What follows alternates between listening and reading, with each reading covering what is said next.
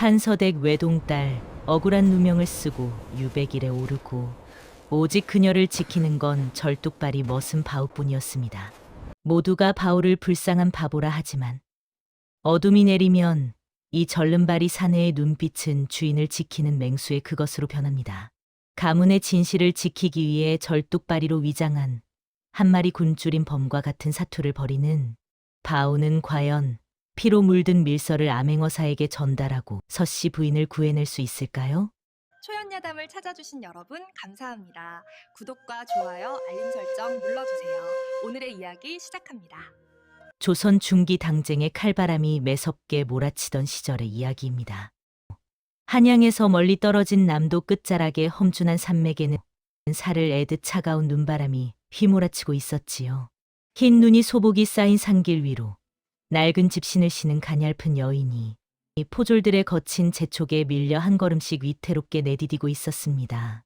그녀는 바로 억울한 누명을 쓰고 하루아침에 가문이 풍비박산난 판서댁의 외동딸 서씨 부인이었습니다. 화려한 비단옷 대신 거친 삼배옷을 입은 서씨 부인의 모습은 마치 한겨울 눈밭에 홀로 떨어진 처연한 동백꽃 같았습니다. 그녀의 뒤에는 한쪽 다리를 심하게 저느라 자꾸만 뒤처지는 머슴 바오가 무거운 지게를 지고 묵묵히 그 뒤를 따르고 있었지요. 서씨 부인은 본래 한양에서 이름난 정이품 판서 댁의 귀한 외동딸이었습니다. 서씨 부인의 자태는 마치 아침 이슬을 머금은 난초처럼 맑고 고왔으며 지혜 또한 기퍼만인의 칭송을 한 몸에 받았지요. 그러나 평화롭던 날들은 권력을 탐하는 간신들의 간계에 의해 한순간에 산산조각이 나고 말았습니다. 사랑하던 서방님은 영모라는 억울한 누명을 쓴 채 차디찬 옥중에서 목숨을 잃었고 가문은 대역죄인이라는 낙인이 찍혀 멸문지화를 당했습니다. 이제 서씨 부인에게 남은 것은 비단 옷까지 대신 몸을 가린 거친 죄수복과 머나먼 유배지로 향하는 끝없는 고난뿐이었습니다.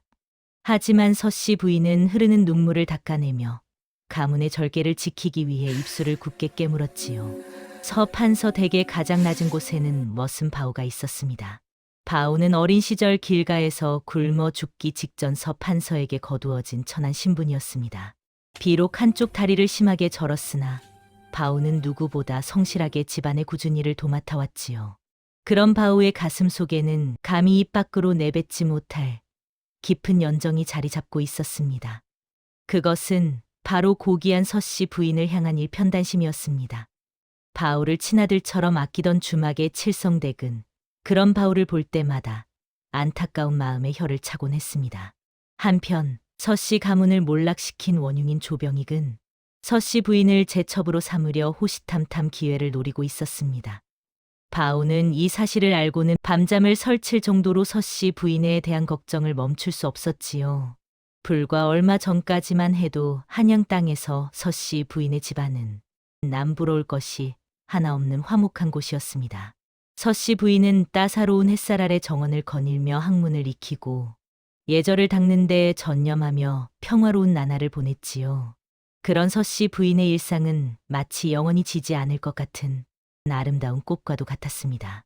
하지만 세상사는 그리 호락호락하지 않아 서판서가 임금께 올린 상소문이 권세가들의 미움을 사면서 가문의 운명 위로 먹구름이 들이우기 시작했습니다. 집 주변에는 언제부턴가 삿갓을 눌러쓴 낯선 사내들이 기웃거리며 살기 어린 눈빛을 보냈습니다. 머슴 바오는 아무 말 없이 마당을 쓸면서도 그들의 일거수일투족을 예리하게 살피며 경계를 늦추지 않았지요. 비록 다리는 절었으나 바오의 눈빛만큼은 어느 장수 못지않게 매서웠습니다. 바오는 품속 깊이 숨긴 낡은 비수 하나를 어루만지며 서씨 부인을 지키겠다는 맹세를 수천 번도 더 되뇌었습니다. 그것은 곧 닥쳐올 거대한 폭풍을 예고하는 불길한 전조와도 같았지요. 평화로운 정적을 깨고 어둠을 가르는 말발굽 소리가 들려왔습니다. 한밤중 들이닥친 의금부 나졸들은 서판서를 강제로 압송하고 집안의 모든 가산을 몰수해버렸습니다. 서씨 부인은 비명을 지르며 매달렸으나 차가운 칼날만이 그녀를 가로막았지요. 하루아침에 가문이 역적으로 몰려 멸문지화를 당하자 서씨 부인은 치욕을 견디지 못하고 은장도를 꺼내 들어 스스로 목숨을 끊으려 했습니다. 그때 바오가 필사적으로 달려와 그녀의 손목을 잡았습니다. 마님, 살아남으셔야 합니다. 제가 끝까지 곁을 지키겠나이다. 바오의 간절한 외침에 서씨 부인은 차마 칼을 내리지 못하고 오열했습니다. 결국 그녀에게 내린 처분은 함경도 오지 정배였습니다. 세상 모든 이가 등을 돌린 차가운 길이었으나 오직 절름발이 머슴 바오만이 그녀의 곁을 지키겠다고 맹세했지요. 관아의 나졸들은 바오에게 면천의 기회를 주겠다며 회유했습니다. 한낱 노비 신분의 절름발이인 그가 험한 유배기를 따라가는 것은 죽음을 자초하는 일이라 여겼기 때문이지요. 자네, 이 문서만 태우면 이제부터 평민이네. 어서 고향으로 돌아가게. 나졸이 노비 문서를 흔들며 말했습니다. 하지만 바오는 일말의 망설임도 없이 제 손으로 문서를 불꽃 속으로 던져버렸습니다. 그러고는 한사코 자신을 만류하는 서씨 부인의 뒤를 묵묵히 쫓아 험난한 유배길에 올랐습니다. 한쪽 다리를 심하게 절뚝거리면서도 바오는 서씨 부인의 짐까지 모두 지게에 짊어진 채 토졸들의 매질을 견뎌냈지요. 서씨 부인은 자신을 위해 모든 것을 포기한 바오의 뒷모습을 바라보며 말로 다 할 수 없는 감동을 느꼈습니다. 평생을 대접받던 귀한 신분이었으나 이제는 오직 천한 머슴 바오만이 이 세상에서 유일하게 믿을 수 있는 기둥이 되었음을 깨달았습니다. 비록 발은 부르트고 몸은 고달팠으나 바오의 헌신은 서씨 부인의 차갑게 식은 마음에 작은 온기를 불어넣어주는 달콤한 보상과도 같았지요. 눈보라가 잠시 잦아든 어느 저녁 두 사람은 산기슭의 낡은 폐가에서 하룻밤을 지새우게 되었습니다. 바오는 절뚝이는 다리로 주변을 헤매더니 어디서 구했는지 잘 익은 산열매 몇 알과 깨끗한 샘물을 길어왔지요. 서씨 부인은 바오가 정성스레 건넨 열매를 한 입 베어 물었습니다. 비록 보잘것없는 산 것이었으나 서씨 부인에게는 한양에서 먹던 그 어떤 진수성찬보다 달콤하고 향긋하게 느껴졌습니다. 바오는 밤새 불을 지피며 서씨 부인이 추위에 떨지 않도록 제 겉옷까지 벗어 덮어주었지요. 타닥타닥 타오르는 모닥불 빛에 비친 바오의 얼굴을 보며 서씨 부인은 난생 처음으로 가슴 밑바닥에서 일렁이는 묘한 설렘을 느꼈습니다. 신분의 벽은 여전했으나 이 척박한 땅에서 자신을 온전히 지켜주는 바오의 존재는 세상 그 무엇보다 큰 보상이었습니다. 바오의 거친 손마디에는 서씨 부인을 향한 깊은 연정과 충심이 고스란히 배어 있었습니다. 그 따뜻한 배려 속에 서씨 부인은 유백일의 고단함을 잊고 비로소 깊은 잠에 들 수 있었지요. 그러나 평화로운 휴식도 잠시뿐이었습니다. 서씨 부인을 호송하던 포졸들의 눈빛이 예사롭지 않게 변하기 시작했기 때문이지요. 그들은 자기들끼리 쑥덕거리며 서씨 부인의 고운 얼굴을 음흉하게 훑어보거나 험악한 분위기를 조성하며 겁을 주었습니다. 바오는 본능적으로 위험을 감지했습니다. 절뚝이는 다리로 서씨 부인의 앞을 가로막아 서며 경계의 끈을 놓지 않았으나 포졸들의 횡포는 날이 갈수록 심해졌습니다. 죄인 주제에 어딜 감히 우리 앞을 가로막느냐라며 바오에게 발길질을 일삼고 서씨 부인을 향해 입에 담지 못할 희롱을 내뱉기도 했지요. 서씨 부인은 그런 바오를 보며 가슴이 미어지는 듯했습니다. 자신 때문에 모진 매를 맞는 바오의 처지가 안타까웠고 동시에 언제 무너질지 모르는 이 위태로운 상황에 두려움이 엄습했습니다. 행복했던 찰나의 순간 뒤로 차가운 불안의 그림자가 길게 드리워지기 시작한 것이지요. 깊은 밤 서씨 부인이 곤히 잠든 것을 확인한 바오는 조용히 자리에서 일어나 품 안 깊숙한 곳을 뒤적였습니다. 그가 꺼내 든 것은 낡은 가죽 주머니였는데 그 안에는 서판서가 옥사하기 직전 바오에게 은밀히 맡긴 비단 서신 한 통이 숨겨져 있었지요. 이것은 조병익의 온갖 비리와 역모의 정황을 낱낱이 기록한 결정적인 증거이자 서씨 가문의 명예를 회복할 유일한 열쇠였습니다. 바오는 떨리는 손으로 밀서를 매만지며 주인 어른과의 마지막 약속을 떠올렸습니다. 바오야, 이 서신이 세상 밖으로 나오는 날 우리 가문의 억울함이 풀릴 것이니 부디 내 목숨보다 소중히 간직하거라. 바오는 자신의 뒤틀린 한쪽 다리를 어루만지며 쓰디쓴 미소를 지었습니다.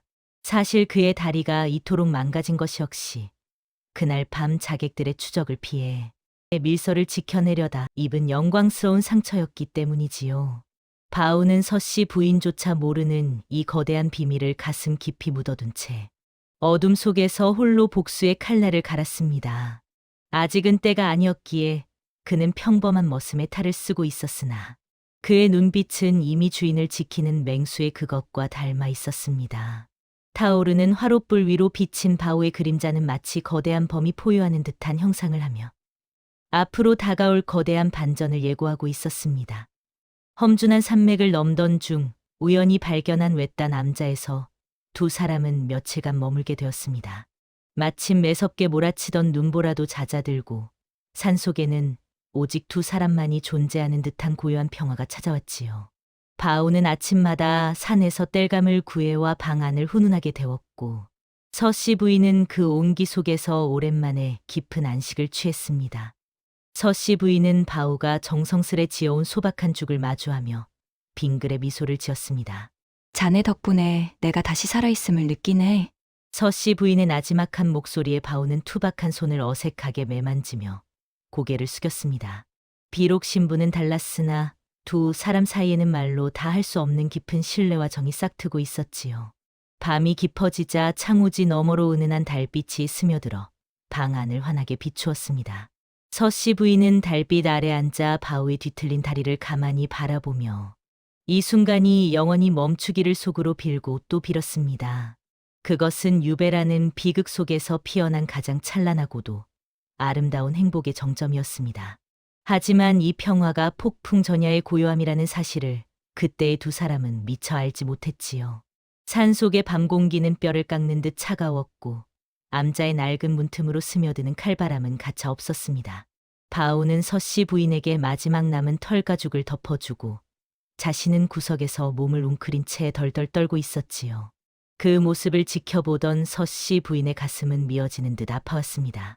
결국 서씨 부인은 결심한 듯 바오의 곁으로 다가갔습니다. 그러고는 얼음장처럼 차가운 바오의 손을 덥석 잡았지요. 이리 오게. 자네가 얼어 죽으면 내 어찌 살겠나. 서씨 부인의 파격적인 행동에 바오는 소스라치게 놀라며 손을 빼려 했으나 서씨 부인은 더욱 힘주어 그를 끌어당겼습니다. 신분이라는 높은 벽과 머슴이라는 보이지 않는 쇠사슬이 두 사람 사이를 가로막고 있었으나 죽음보다 깊은 추위 앞에서는 그 모든 것이 무의미했습니다. 서씨 부인은 바오의 거친 품속으로 파고들었고 두 사람의 심장 소리는 고요한 암자 안에 하나가 되어 울려 퍼졌습니다. 그것은 조선의 법도가 허락하지 않는 위험하고도 애틋한 금기를 깨는 순간이었습니다. 방 안의 공기는 두 사람의 가쁜 숨결로 인해 조금씩 뜨거워졌고 창문에 서린 이슬은 어느새 증발하여 사라져 버렸습니다. 바오는 떨리는 손으로 서씨 부인의 어깨를 감싸 안으며 평생 가슴에만 묻어두었던 연정의 불꽃을 비로소 마음껏 태우기 시작했지요. 어둠 속에서 서로의 체온에 의지한 채 두 사람은 비로소 머슴과 마님이 아닌 사내와 여인으로서 마주하게 되었습니다. 달콤한 꿈속 같던 밤이 지나고 날이 밝아오자 서씨 부인은 바오의 품 안에서 조용히 눈을 떴습니다. 바오는 여전히 깊은 잠에 빠져 있었으나 그의 저고리 안쪽에서 느껴지는 기이한 감촉이 서씨 부인의 손끝에 닿았지요. 겹겹이 덧대어 꿰맨 안감 사이로 무언가 딱딱한 종이 뭉치가 만져졌던 것입니다. 서씨 부인은 의아한 마음에 조심스레 안감을 뜯어 그 속의 물건을 꺼냈습니다. 그것은 놀랍게도 돌아가신 아버님, 서 판서의 친필 인장이 선명하게 찍힌 비단 밀서였습니다. 서씨 부인은 떨리는 손으로 서신을 펼쳤고 그 안에 담긴 진실을 마주하는 순간 숨이 멎는 듯한 충격을 느꼈습니다. 서신에는 가문을 멸문지화로 몰아넣은 원수, 조병익이 권력을 찬탈하기 위해 벌인 추악한 비리와 역모의 정황이 낱낱이 기록되어 있었습니다. 서씨 부인은 이제야 모든 것을 깨달았습니다. 남편의 옥사와 가문의 몰락은 모두 조병익이 꾸민 정교한 함정이었으며 바오는 이 결정적인 증거를 지키기 위해 자신을 속이며 머슴으로 살아온 것이었지요. 믿기지 않는 진실 앞에 서씨 부인은 가슴을 쥐어짜며 오열했습니다. 원통함과 슬픔, 그리고 바오를 향한 미안함이 뒤섞여 그녀의 온몸을 휘감았습니다. 고요하던 산속 암자는 서씨 부인의 비통한 울음소리로 가득 찼고 잠에서 깬 바오는 당혹감과 슬픔이 서린 눈으로 서씨 부인을 바라볼 뿐이었습니다. 서씨 부인은 더 이상 눈물만 흘리는 가녀린 여인이 아니었습니다. 아버님이 남기신 밀서와 바오의 헌신을 확인한 그녀의 눈빛에는 서리빨 같은 결기가 서렸지요. 그녀는 자신의 고운 속치마를 거침없이 찢어 바오의 뒤틀린 다리와 만신창이가 된 발을 정성껏 감싸주었습니다. 바오가 당황하며 몸을 피하려 했으나 서씨 부인은 엄한 목소리로 그를 다독이며 손을 굳게 잡았습니다. 자네가 나를 위해 평생을 머슴으로 위장하며 그 모진 세월을 견뎌왔는데 내가 어찌 자네를 예전처럼 대하겠는가. 이제부터 자네는 내 머슴이 아니라 우리 가문의 억울함을 풀고 나를 지켜줄 유일한 동반자네. 서씨 부인의 단호한 선언에 바오의 눈시울이 뜨겁게 붉어졌습니다. 바오가 사실은 서 판서의 비밀 호위무사였다는 사실을 알게 된 서씨 부인은 이제 스스로 험한 상기를 헤쳐나갈 대담함을 보였지요. 그녀는 가문의 원수를 갚고 바오를 반드시 살려야 한다는 강한 의지로 무장했습니다. 두 사람은 이제 주종 관계를 넘어선 끈끈한 동지애로 뭉쳐 유배지를 향한 걸음을 재촉했습니다. 서씨 부인의 각성은 마치 혹한의 겨울을 견뎌내고 마침내 싹을 틔우는 강인한 인동초와도 같았지요. 바오는 서씨 부인의 간절한 눈빛을 마주하며 깊은 숨을 내쉬었습니다. 그러고는 평생을 지켜온 침묵을 깨고 떨리는 목소리로 감추어둔 진실을 털어놓기 시작했지요. 놀랍게도 바오의 뒤틀린 다리는 사실 이미 오래전에 완치될 수 있는 상처였습니다. 하지만 서 판서는 가문의 몰락을 예견하고 가장 믿음직한 호위무사였던 바오에게 밀서를 맡기며 한 가지 엄명을 내렸습니다. 그것은 바로 누구의 의심도 사지 않을 절름발이 머슴으로 살아가며 때를 기다리라는 것이었지요. 바오는 조병익의 감시망을 피하기 위해 수십 년의 세월 동안 멀쩡한 다리를 일부러 절뚝거리며 세상의 비웃음을 견뎌냈습니다. 남들이 천대하고 발길질할 때도 오직 서씨 부인을 지키고 가문의 원수를 갚겠다는 일념 하나로 그 모진 연기를 이어온 것이었습니다. 서씨 부인은 바오의 뒤틀린 발목이 사실은 헌신과 인내의 훈장임을 깨닫고 그 자리에 주저앉아 통곡했습니다. 자신을 위해 평생을 불구자로 살기를 자처한 바오의 깊은 충심과 사랑 앞에 그녀의 마음은 형언할 수 없는 고통과 감동으로 무너져 내렸지요. 천신만고 끝에 도착한 함경도 오지에 관하는 결코 안식처가 아니었습니다. 그곳의 사또는 이미 한양의 조병익으로부터 은밀한 서신을 받고 두 사람을 없애기 위한 덫을 놓고 기다리고 있었지요. 사또는 바오를 보자마자 천한 머슴이 대역죄인을 호송하며 영모를 도왔다는 억지 누명을 씌워 포박했습니다. 바오는 무자비한 관군들의 매질 속에 정신을 잃은 채 쥐가 들끓는 지하 감옥으로 끌려갔고 홀로 남겨진 서씨 부인은 신분을 박탈당해 관비로 팔려갈 처참한 위기에 놓였습니다. 모든 희망이 사라진 듯한 절망적인 순간이었지요. 사또는 서씨 부인의 고운 얼굴을 보며 음흉한 미소를 지었고 그녀는 차라리 죽는 것이 낫겠다는 생각에 몸을 떨었습니다. 서씨 부인은 지하 감옥으로 끌려가는 바오의 이름을 부르짖었으나 돌아오는 것은 서늘한 쇠창살 소리와 나졸들의 거친 비웃음뿐이었습니다. 이제 두 사람 앞에는 죽음보다 더 지독한 절망의 그림자가 길게 드리워졌습니다. 서씨 부인은 사또의 음흉한 손길이 다가오자 품속에서 떨리는 손으로 은장도를 꺼내 자신의 가냘픈 목에 가져다 대었습니다. 서씨 부인의 눈빛은 매서운 칼바람보다 더 차갑고 단호했지요. 내 몸에 조금이라도 손을 댄다면 이 자리에서 목숨을 끊어 내 놈의 관직을 피로 물들이겠노라. 서씨 부인의 서리빨 같은 기세에 당황한 사또가 주춤하는 사이 그녀는 바오가 탈출할 천금 같은 시간을 벌기 위해 사투를 벌였습니다. 그 시각 어두운 지하 감옥에 갇혀있던 바오는 서씨 부인의 비명을 듣고는 눈을 번쩍 떴습니다. 이제 더 이상 절름발이 머슴의 위장은 필요하지 않았지요. 바오는 온몸의 근육을 팽팽하게 끌어올려 맨손으로 단단한 쇠창살을 움켜쥐었습니다. 평생을 숨겨온 호위무사의 저력이 폭발하는 순간이었습니다. 우지끈하는 소리와 함께 육중한 무쇠창살이 종잇장처럼 휘어지기 시작했고 바오는 기어이 감옥을 탈출해 마당으로 뛰쳐나갔습니다. 바오는 품속에 소중히 간직했던 비수와 밀서를 챙겨 들고 인근 마을을 순찰 중이라는 암행어사의 행차를 향해 눈밭을 가로질러 달렸습니다. 뒤를 쫓는 관군들의 함성이 귓전을 때렸으나 바오의 머릿속에는 오직 서씨 부인을 구해야 한다는 일념뿐이었습니다. 눈보라를 뚫고 달리는 그의 모습은 마치 굶주린 범이 먹잇감을 향해 돌진하는 것처럼 매서웠습니다. 끝없이 펼쳐진 하얀 설원은 산자의 발길을 거부하는 거대한 무덤과도 같았습니다. 바오는 얼어붙은 대지 위를 가쁜 숨을 몰아쉬며 내달렸지요. 등 뒤로는 수십 명의 관군이 횃불을 밝히며 무서운 기세로 쫓아오고 있었고 허공을 가르는 화살 소리는 마치 죽음의 신이 내뿜는 서늘한 웃음소리처럼 귓전을 때렸습니다. 바오의 어깨에는 이미 적의 화살 한 발이 깊숙이 박혀 선혈이 낭자했습니다. 흰 눈 위로 점점이 떨어진 핏방울은 마치 한겨울에 피어난 붉은 매화꽃처럼 처연했지요. 그러나 바오는 멈추지 않았습니다. 어깨를 파고드는 날카로운 고통보다 지금 이 순간 관하에서 목숨을 걸고 시간을 벌고 있을 서씨 부인을 구하지 못할지도 모른다는 공포가 바오의 심장을 더욱 아프게 쥐어짰기 때문입니다. 절벽 끝에 다다랐을 때 저 멀리 암행어사의 행차를 상징하는 화려한 깃발과 마패의 빛이 보이기 시작했습니다. 바오는 마지막 남은 힘을 쥐어짜 비명을 지르듯 외쳤습니다. 억울한 원혼의 목소리를 들어주소서. 여기 만고의 진실이 담긴 밀서가 있나이다.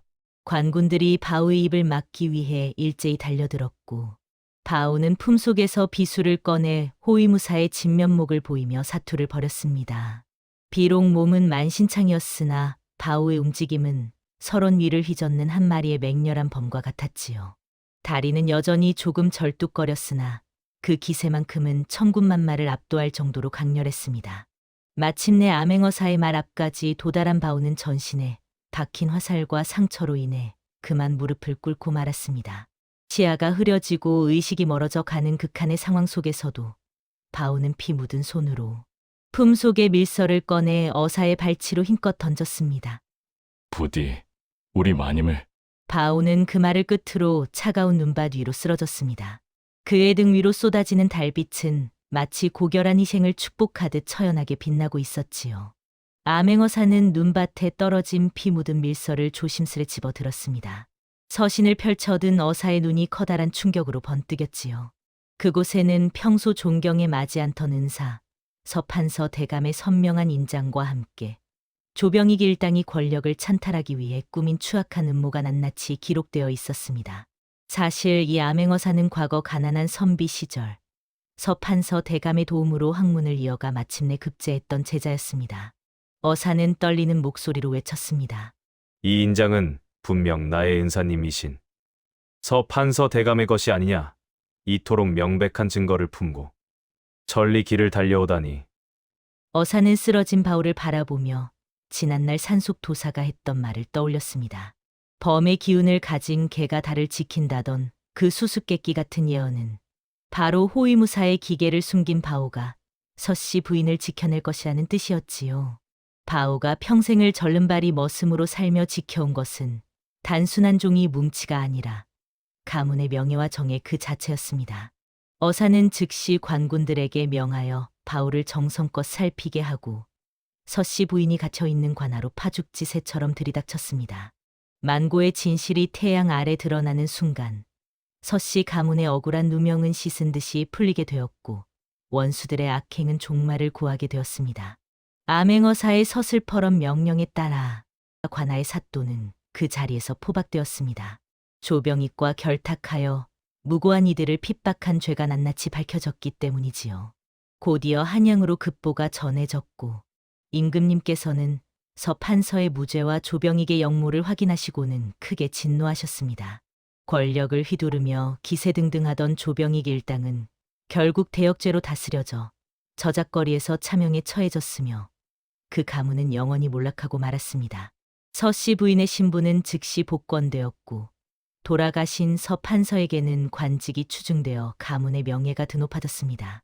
한편 목숨을 걸고 밀서를 전달한 바오의 공로 또한 조정에 알려졌지요. 임금님께서는 바오의 충심을 높이 사서 그에게 면청과 함께 무관의 관직을 내리려 하셨습니다. 하지만 바오는 정중히 그 제안을 사양했습니다. 저는 대감 마님과의 약속을 지켰을 뿐이며 오직 마님의 곁에서 마님을 지키는 것으로 족하나이다. 바오의 진심 어린 고백에 서씨 부인은 눈시울을 붉히며 그의 손을 잡았습니다. 이제 두 사람 사이를 가로막던 신분의 장벽과 원한의 굴레는 연기처럼 사라지고 오직 서로를 향한 깊은 신뢰와 애틋한 정만이 남게 되었지요. 어느덧 모진 겨울이 지나고 다시금 하얀 눈이 소복하게 내리는 계절이 찾아왔습니다. 한양의 권력 다툼과 세상의 번잡함에서 벗어난 바오와 부인은 남도의 작은 산자락 아래 자리를 잡고 평화로운 나날을 보내게 되었지요. 비록 바오의 다리는 평생의 헌신이 남긴 상처로 인해 여전히 조금 절뚝거렸으나 부인은 이제 그 걸음이 세상 그 어느 장수의 행차보다 늠름하고 든든하게 느껴졌습니다. 부인은 바오의 거친 손을 맞잡고 그의 보폭에 맞춰 천천히 산길을 걸어 올라갔습니다. 눈부시게 하얀 설원 위로 두 사람의 발자국이 나란히 새겨졌고 차가운 겨울바람도 두 사람 사이의 따뜻한 온기를 갈라놓지는 못했습니다. 신분과 장애라는 높은 벽을 뛰어넘어 오직 진실한 마음 하나로 서로를 지켜낸 그들의 뒷모습은 보는 이들의 가슴에 깊은 여운을 남겼지요. 사람들은 흔히 외면의 화려함이나 신분의 높낮이로 사람을 판단하곤 합니다. 하지만 이 이야기가 우리에게 전해주는 교훈은 명확합니다. 진정한 충성심과 사랑은 겉으로 보이는 육체의 온전함이나 비단옷의 화려함에 있는 것이 아니라 어떤 고난 속에서도 변치 않는 깊은 심성과 헌신에 있다는 사실을 말이지요. 겉모습이 조금 부족하고 처지가 미천할지라도 누군가를 위해 자신을 온전히 던질 수 있는 그 마음이야말로 세상에서 가장 고귀한 가치라는 것을 우리는 잊지 말아야 하겠습니다. 돈이 없으면 이 늙은이를 관비로 넘기겠다. 방만득의 협박에 설하는 뜻밖에도 서늘한 미소를 짓고 제 시어머니를 당신에게 팔겠소. 값은 금 100냥이요. 천하의 폐륜적인 제안에 모두가 경악합니다. 탐욕에 눈이 먼 방만득은 설하의 손에 금반지를 쥐어주고 과연 이 폐륜의 거래 속에 숨겨진 진짜 계획은 무엇일까요? 경상도 깊은 산골의 어느 가난한 선비 마을에 설아라고 불리는 젊은 여인이 살고 있었습니다. 해마다 이어지는 모진 흉년으로 인해 온 마을의 창고는 텅 비었고 사람들의 인심 또한 논바닥처럼 메말라 가던 시절이었지요. 산에는 껍질이 벗겨진 나무들이 즐비했으며 들판에는 누렇게 타 죽은 곡식만이 쓸쓸한 바람에 흩날리고 있었습니다. 설아의 집 역시 사정은 조금도 다르지 않아 매일같이 솥 바닥을 긁는 날카로운 소리만이 적막한 집안을 가득 채우고 있었습니다. 쌀 한 톨이 사람의 목숨보다 귀하게 여겨지던 그 처참한 보릿고개 앞에서 인간으로서 마땅히 지켜야 할 예의와 염치는 이미 오래전에 잊힌 사치에 불과했습니다. 마을 사람들은 서로의 눈을 피하며 제 입에 들어갈 풀뿌리 하나를 감추기에 급급했고 굶주림에 지친 아이들의 울음소리는 끊이지 않았습니다. 하지만 설아는 그런 모진 세월 속에서도 결코 흐트러짐이 없었습니다. 그녀는 낡아 빠진 무명 치마를 단정히 여미고 매일같이 산을 오르내리며 식구들을 먹여 살릴 방도를 찾으려 애를 쓰고 있었습니다. 비록 배를 채울 것은 쓴 박뿐이었으나 설아의 눈빛만큼은 새벽 이슬처럼 맑고 총명하게 빛나고 있었지요. 그녀는 알고 있었습니다. 이 깊은 어둠이 지나가기 위해서는 단순히 버티는 것 이상의 지혜가 필요하다는 사실을 말이지요. 설아는 본래 한양에서도 이름난 명문가의 고명딸로 태어났으나 가문이 풍비박산나며 이곳 산골 마을의 가난한 선비 이생에게 시집을 오게 되었습니다. 비단옷 대신 거친 삼배옷을 입고 고운 손에는 바늘땀이 가실 날이 없었지만 설아는 단 한 번도 자신의 처지를 비관하며 눈물을 흘린 적이 없었습니다. 병약하여 자리에 누워만 있는 남편 이생을 위해 매일같이 정성으로 탕약을 다리고 배고픔에 성미가 더욱 까다로워진 시어머니 최 씨의 고약한 타박을 묵묵히 받아내는 것이 설아의 고단한 일상이었습니다. 깊은 밤, 희미한 호롱불 아래서 눈이 침침해질 때까지 바느질을 하며 설아는 속으로 수백 번도 더 다짐했습니다. 반드시 이 가문을 다시 일으키고 병든 남편을 살려내어 평범한 행복을 찾겠노라고 말이지요. 설아의 가슴 속에는 비천한 현실에 굴하지 않는 양반가 여인으로서의 강인한 긍지와 사랑하는 가족을 지키고자 하는 뜨거운 열망이 깊이 자리 잡고 있었습니다.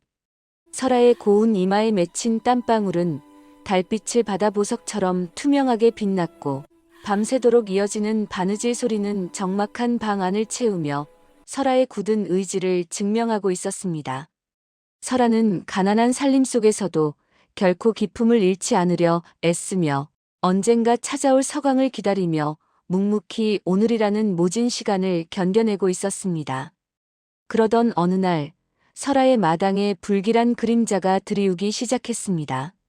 마을의 고리대 금업자인 박만득이 건장한 사내들을 거느리고 나타난 것이지요.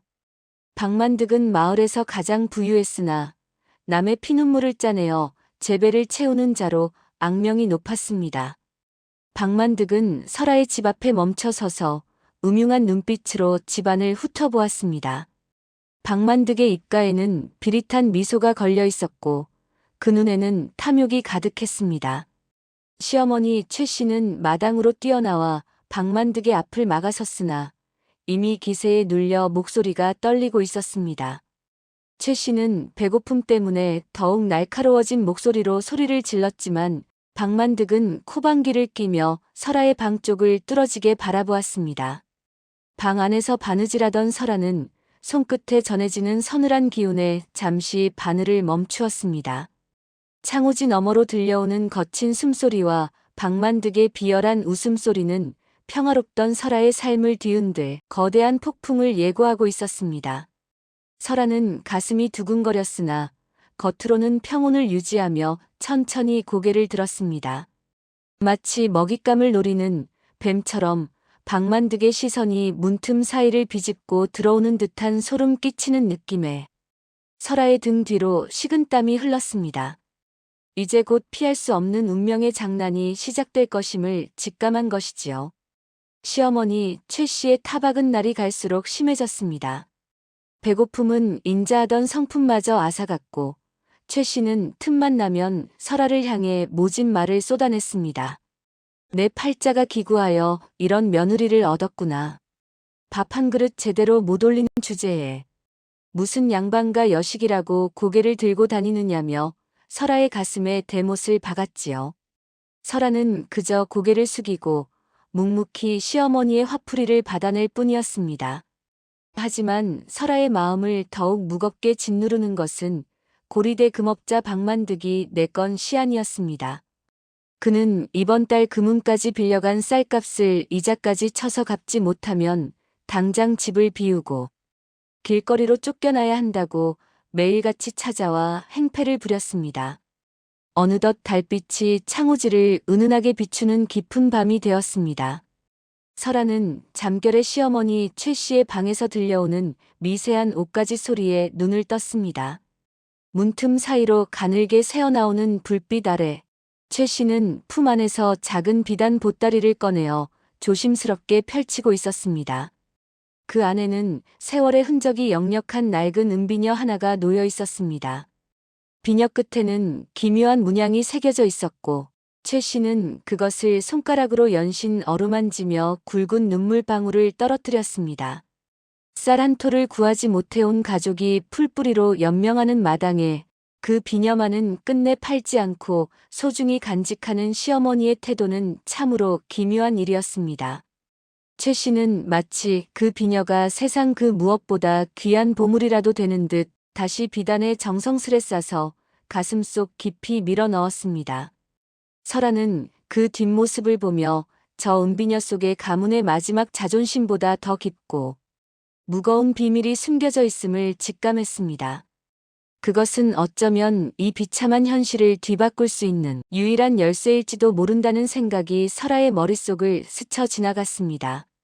약속한 금음날이 밝자 박만득은 기다렸다는 듯 덩치 큰 노비들을 거느리고 설아의 집 마당을 거칠게 점령했습니다. 박만득은 가래침을 뱉으며 마루에 걸터 앉아 고함을 쳤습니다. 내 오늘까지 돈을 가져오라 일렀거늘 아직도 맹물만 들이켜고 있는 것이냐? 최 씨는 사시나무 떨듯 떨며 방구석으로 숨어들었으나 박만득의 부하들은 인정사정 없이 방 안으로 들이닥쳤습니다. 최 씨의 머리채를 잡아 마당으로 끌어내며 박만득은 비열하게 웃었습니다. 돈이 없으면 몸으로라도 때워야지. 이 늙은이를 관가에 넘겨. 관비로 팔아버리면 내 쌀값 정도는 나오지 않겠느냐? 최 씨는 울부짖으며 설아의 치맛자락을 붙잡고 살려달라 애원했습니다. 하지만 설아는 평소와 달리 차가운 표정으로 시어머니 최 씨의 손을 천천히 떼어냈습니다. 그러고는 박만득을 정면으로 응시하며 서늘한 미소를 지었지요. 고작 쌀 몇 섬에 이 늙은이를 관가에 넘기다니요. 장사꾼의 수완이 그것밖에 안 되십니까? 설아의 갑작스러운 태도 변화에 박만득은 당황하여 눈을 가늘게 떴습니다. 설아는 흐트러진 머리칼을 단정히 정리하며 박만득에게 한 걸음 다가갔습니다. 내 시어머니를 당신에게 정식으로 팔겠소. 하지만 그 값은 금 100냥이요. 이분을 얻는 것은 천하의 보물을 얻는 것과 다름없으니 그만한 대가를 치르시겠소? 금백냥이라는 엄청난 액수에 박만득은 귀가 번쩍 뜨였습니다. 도대체 전 오파에게 어떤 대단한 비밀이 숨겨져 있기에 며느리가 저토록 당당한 것인지 박만득의 가슴 속에는 걷잡을 수 없는 탐욕이 불길처럼 타오르기 시작했습니다. 박만득은 설아의 당돌한 제안에 잠시 넋을 잃고 설아를 바라보았습니다. 금 100냥이라니 제정신이냐? 저 늙은이가 무엇이기에 그토록 큰 돈을 부른단 말이냐? 박만득은 콧방귀를 뀌었지만 설아의 눈빛에는 한치의 흔들림도 없었습니다. 설아는 주위를 살피는 척하며 박만득의 귀에 대고 은밀하게 속삭였습니다. 사실 제 시어머니는 예전 궁궐에서 왕실의 은밀한 보물을 관리하던 상궁 출신이옵니다. 연로하여 정신이 오락가락하시지만 깊은 밤이면 보물이 숨겨진 장소를 지도처럼 읊으시지요. 박만득의 탐욕스러운 눈동자가 경련하듯 떨리기 시작했습니다. 평소 최 씨가 가슴속에 비녀를 품고 중얼거리던 모습이 떠올랐기 때문입니다. 박만득은 그것이 가문의 비밀이 담긴 증거일 줄은 꿈에도 모른 채 오로지 황금이 가득한 보물 창고만을 머릿속에 그렸습니다. 만약 사실이라면 금 100냥이 문제겠느냐? 당장 이 집의 빚을 탕감해주고 선금으로 여기 금반지 3개를 내주마. 박만득은 서둘러 품 안에서 노란 빛깔이 영롱한 금반지를 꺼내 설아의 손바닥 위에 올려놓았습니다. 설아는 차가운 손등 위로 느껴지는 금부치의 무게감을 느끼며 속으로 조용히 웃음을 삼켰습니다. 설아는 떨리는 시어머니의 손을 잡고 박만득에게 넘겨주며 다시 한번 당부했습니다. 이분은 매우 귀한 분이니 부디 급진히 모셔야 할 것입니다. 만약 털끝 하나라도 상한다면 보물의 행방은 영영 사라질 것이니까요. 박만득은 눈이 멀어 고개를 세차게 끄덕이며 최 씨를 가마에 태우라고 명했습니다. 최 씨는 며느리의 배신에 가슴을 치며 곡을 하였지만 설아는 그저 무표정한 얼굴로 시어머니를 떠나보냈습니다. 박만득의 집으로 향하는 가마 뒤로 설아는 손에 쥔 금반지를 꽉 쥐었습니다. 그것은 가족을 살릴 식량이자 박만득을 파멸로 이끌 첫 번째 미끼가 될 것이었습니다. 설아는 박만득에게 받은 금반지를 품에 소중히 갈무리하고 마을 어귀에 위치한 주막으로 발걸음을 옮겼습니다. 마을 사람들은 설아를 보자마자 수군거리며 손가락질을 해댔습니다. 세상 천지에 제 시어머니를 팔아넘긴 독한 년이 다 있다니. 라거나 양반가 출신이라더니 근본이 천하구나 하며 침을 뱉는 이도 있었습니다. 하지만 설아는 귀를 막은 듯 묵묵히 걸음을 옮겨 남편 이생을 위한 쌀과 귀한 약재를 샀습니다. 주막 문턱을 넘어서려던 찰나 길가에 앉아있던 한 노파가 설아의 치맛자락을 거칠게 낚아챘습니다. 그 노파는 앞이 보이지 않는 듯 초점이 흐릿한 눈을 하고 있었으나 소나기의 힘만큼은 장정 못지않게 매서웠습니다. 설아는 깜짝 놀라 멈춰 섰습니다. 노파는 갈라진 목소리로 낮게 읊조렸습니다. 아이야, 호랑이를 잡으려면 호랑이 굴로 들어가야 하는 법이지. 하지만 호랑이 굴 속은 칠흑같이 어두워 제 발등도 보이지 않는단나. 설아는 심장이 멎는 듯한 충격을 받았습니다. 자신의 속마음을 꿰뚫어보는 듯한 노파의 말에 설아는 뒷걸음질을 쳤습니다. 노파는 이내 손을 놓으며 기괴한 웃음을 흘렸습니다. 금부치가 입을 열면 진실은 눈을 감는 법이야. 부디 내가 심은 씨앗이 독초가 되지 않도록 조심하거라. 설아는 노파에게 정체를 물으려 했으나 노파는 어느새 지팡이를 짚고 저 멀리 안개 속으로 사라져버렸습니다. 설아는 주위의 시선보다 더 차가운 전율이 온몸을 감싸는 것을 느꼈습니다. 저 노파가 말한 호랑이 굴은 필시방만득의 집을 의미하는 것일 테지요. 설아는 마을 사람들의 욕설보다 노파의 경고를 가슴 깊이 새기며 이제 정말 돌이킬 수 없는 승부의 시작점에 서 있음을 깨달았습니다. 설아는 이생이 마실 탕약을 생각하며 다시금 마음을 다잡았습니다. 집으로 돌아가는 길, 설아는 가슴속에 품은 금부치가 주는 무게감보다 시어머니, 최 씨에 대한 죄책감과 걱정으로 마음이 무거웠습니다. 하지만 그것은 더 큰 정의를 구하고 방만득이라는 악인을 처단하기 위한 필연적인 희생이었지요. 설아의 머릿속에는 노파의 목소리가 환청처럼 맴돌았습니다. 설아는 어둠 속에서도 길을 잃지 않기 위해 스스로 등불이 되어야겠다고 결심하며 무거운 발걸음을 재촉하여 쓰러져가는 집으로 향했습니다. 소문은 발 없는 말이 되어 마을 구석구석으로 삽시간에 퍼져나갔습니다. 설아가 돈 몇 푼에 시어머니를 방만득의 집에 팔아넘겼다는 이야기는 사람들의 분노를 사기에 충분했지요. 다음 날 아침 설아가 남편 이생의 약을 짓기 위해 대문을 나섰을 때 마을 사람들은 약속이라도 한 듯 설아의 앞을 가로막았습니다. 저기 보게나 저 인면수심의 며느리가 낯짝도 두껍게 밖을 돌아다니는구먼. 하며 누군가 설아의 발치에 침을 뱉었습니다. 철없는 아이들은 설아를 향해 돌멩이를 던졌고 여인네들은 바가지에 담긴 구정물을 설아의 치맛자락에 끼얹었습니다. 설아의 고운 얼굴 위로 튄 오물이 흘러내렸지만 설아는 눈 하나 깜빡이지 않고 묵묵히 길을 걸었습니다. 가슴속은 칼로 베이는 듯한 통증이 밀려왔으나 설아는 입술을 짓씹으며 그 수모를 온몸으로 견뎌냈습니다. 지금 여기서 무너진다면 시어머니 최 씨를 방만득의 소굴로 보낸 자신의 결단이 아무런 의미도 없게 될 것이었기 때문이지요. 설아는 부들부들 떨리는 손을 옷소매 안으로 감추고는 오로지 앞만을 바라보며 걸음을 재촉했습니다. 사람들의 지탄은 설아의 등 뒤에서 끈질기게 따라붙었지만 설아의 마음속에는 오직 하나 시어머니와 약속했던 은밀한 계획만이 등불처럼 타오르고 있었습니다. 설아는 자신을 향한 돌팔 매질이 거세질수록 오히려 방만득이 자신을 더욱 완벽하게 믿게 될 것이라 확신하며 차가운 눈물을 삼켰습니다. 한편 방만득의 집 지하 골방에 갇힌 시어머니 최 씨는 두려움에 떨면서도 품 안의 비녀를 더욱 세게 쥐었습니다. 방만득은 최 씨를 닥달하며 보물 지도를 내놓으라 소리를 질렀으나 최 씨는 그저 정신이 나간 사람처럼 묵묵부답으로 일관했지요. 방만득은 최 씨의 입이 열리지 않자 분통을 터뜨리며 잠시 자리를 비웠습니다. 그 사이 최 씨는 떨리는 손으로 은비녀의 머리 부분을 힘껏 돌렸습니다.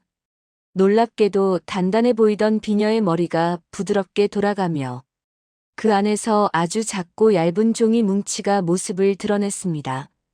이것은 설아가 방만득에게 말했던 황금 보물 지도가 아니라 방만득의 선친이 과거에 저질렀던 역모의 증거와 조정의 공금을 횡령한 내역이 낱낱이 기록된 피의 밀지였습니다. 최 씨는 과거 궁궐에서 상궁으로 일하던 시절 우연히 이 은밀하고도 거대한 비극의 목격자가 되었던 것이지요. 최 씨는 이 증거를 지키기 위해 평생을 가난 속에 숨어 지내며 방만득의 눈을 피해왔던 것입니다. 하지만 설아는 이미 시어머니의 범상치 않은 행동과 비녀를 향한 집착을 통해 모든 진실을 간파하고 있었습니다.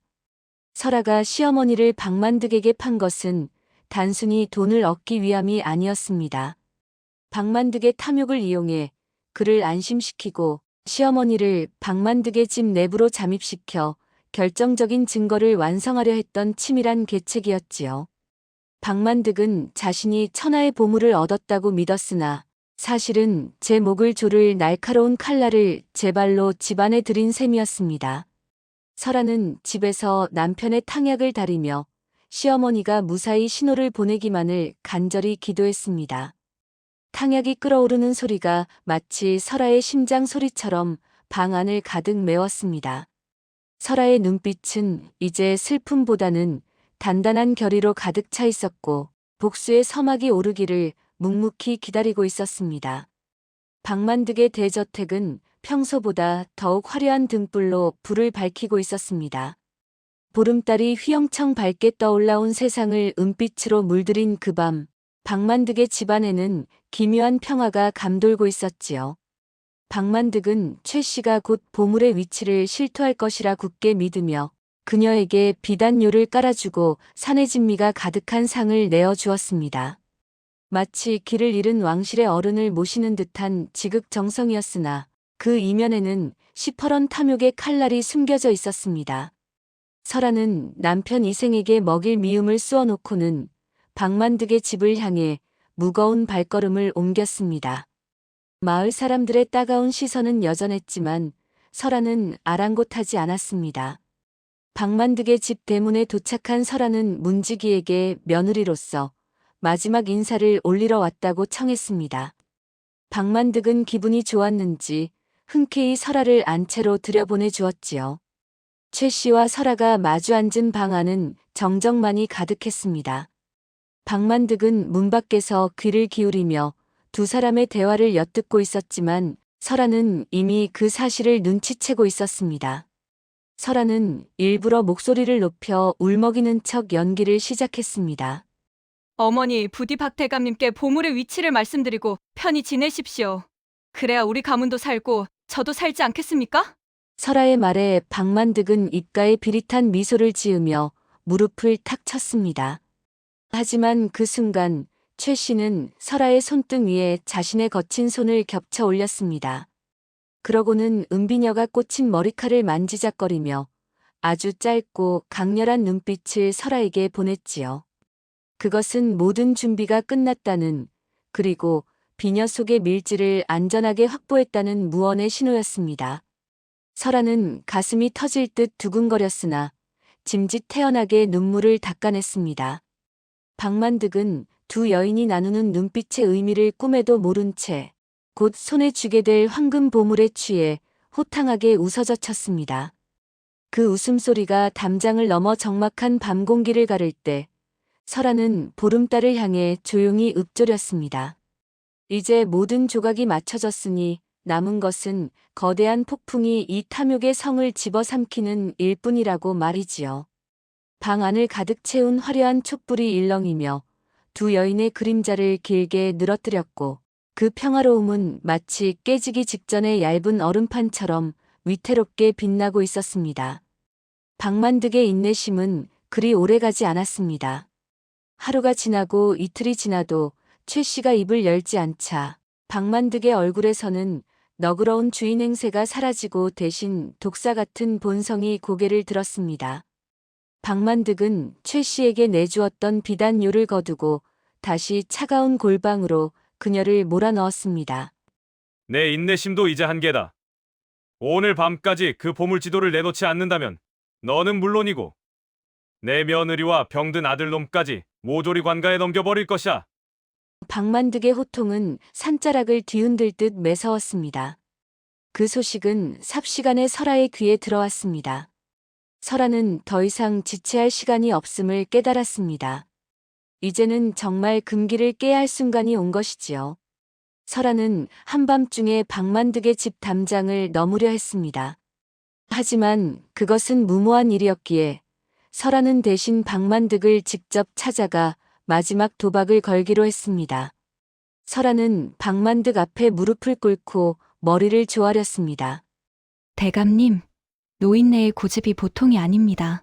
제가 직접 들어가 비녀 속에 숨겨진 마지막 비밀을 풀어내겠습니다. 다만 그 과정에서 제가 어머니의 머리칼에 손을 대더라도 노여워하지 마십시오. 그것은 가문의 금기를 깨는 일이나 보물을 위해서라면 어쩔 수 없습니다. 박만득은 의심스러운 눈초리로 설아를 바라보았으나 보물에 대한 욕망이 더 컸기에 고개를 끄덕였습니다. 설아는 떨리는 가슴을 진정시키며 최 씨가 갇힌 골방으로 들어갔습니다. 최 씨는 탈진하여 벽에 기대어 있었고 설아는 다가가 그녀의 헝클어진 머리를 매만졌습니다. 설아의 손끝이 시어머니의 은비녀에 닿는 순간 방 안의 공기가 얼어붙는 듯한 긴장감이 감돌았습니다. 설아는 박만득이 문틈으로 지켜보고 있다는 사실을 알면서도 과감하게 은비녀를 뽑아들었습니다. 며느리가 시어머니의 비녀를 강제로 빼앗는 것은 조선 사회에서 차마 눈뜨고 볼 수 없는 불효 중의 불효였으나 설아는 주저하지 않았습니다. 어머니, 이제 그만 욕심을 버리십시오. 이것이 우리 모두가 사는 길입니다. 설아의 외침과 함께 은비녀가 뽑혀 나오자 최 씨는 비명을 지르며 쓰러지는 연기를 했습니다. 박만득은 그 광경을 보고 드디어 보물의 열쇠가 자신의 손에 들어오리라 확신하며 쾌재를 불렀습니다. 하지만 설아의 소매 속으로 들어간 것은 비녀뿐만이 아니었습니다. 최 씨가 몰래 건넨 작은 피의 밀지가 설아의 차가운 손바닥 안으로 미끄러져 들어갔습니다. 설아는 금기를 깨고 불효의 낙인을 스스로 짊어지는 대가로 박만득의 목을 벨 단 하나의 진실을 손에 넣은 것이지요. 골방을 나오는 설아의 등 뒤로 박만득의 광기 어린 웃음소리가 따라붙었습니다. 설아는 비녀의 껍데기만을 박만득에게 건네며 시간을 벌었습니다. 이 비녀의 문양을 달빛에 비추어 보면 지도와 겹치는 부분이 나올 것입니다. 부디 신중히 살피소서. 박만득이 정신없이 비녀를 살피는 사이 설아는 품 안의 밀지를 움켜쥐고 어둠 속으로 몸을 숨겼습니다. 이제 주사위는 던져졌고 설아의 선택은 가문을 살리거나 혹은 모두를 죽음으로 몰아넣을 단두대 위에 놓이게 되었습니다. 박만득은 설아가 건네준 은비녀를 손에 쥐고는 미친 듯이 달빛 아래를 서성거렸습니다. 설아가 일러준 대로 비녀의 문양을 달빛에 비추어 보며 머릿속으로는 이미 수만 양의 황금이 쏟아지는 소리를 듣고 있었지요. 하지만 비녀 속에 숨겨진 것은 황금의 위치가 아니라 박만득의 심장을 얼어붙게 할 서늘한 진실이었습니다. 박만득은 비녀의 빈 공간에서 흘러나온 작은 종이 꾸러미를 펼쳤습니다. 그것은 보물 지도가 아니었습니다.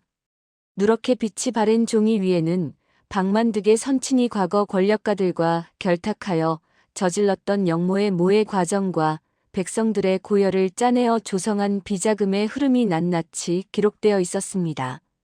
종이 끝에는 당시 사건을 목격하고 기록한 상궁의 수결까지 선명하게 찍혀 있었지요. 박만득의 손이 부르르 떨리기 시작했습니다.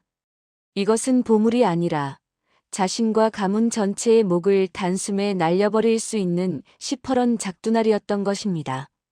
박만득은 그제야 설아의 차가운 미소와 시어머니 최 씨의 묘한 눈빛이 무엇을 의미하는지 깨달았습니다.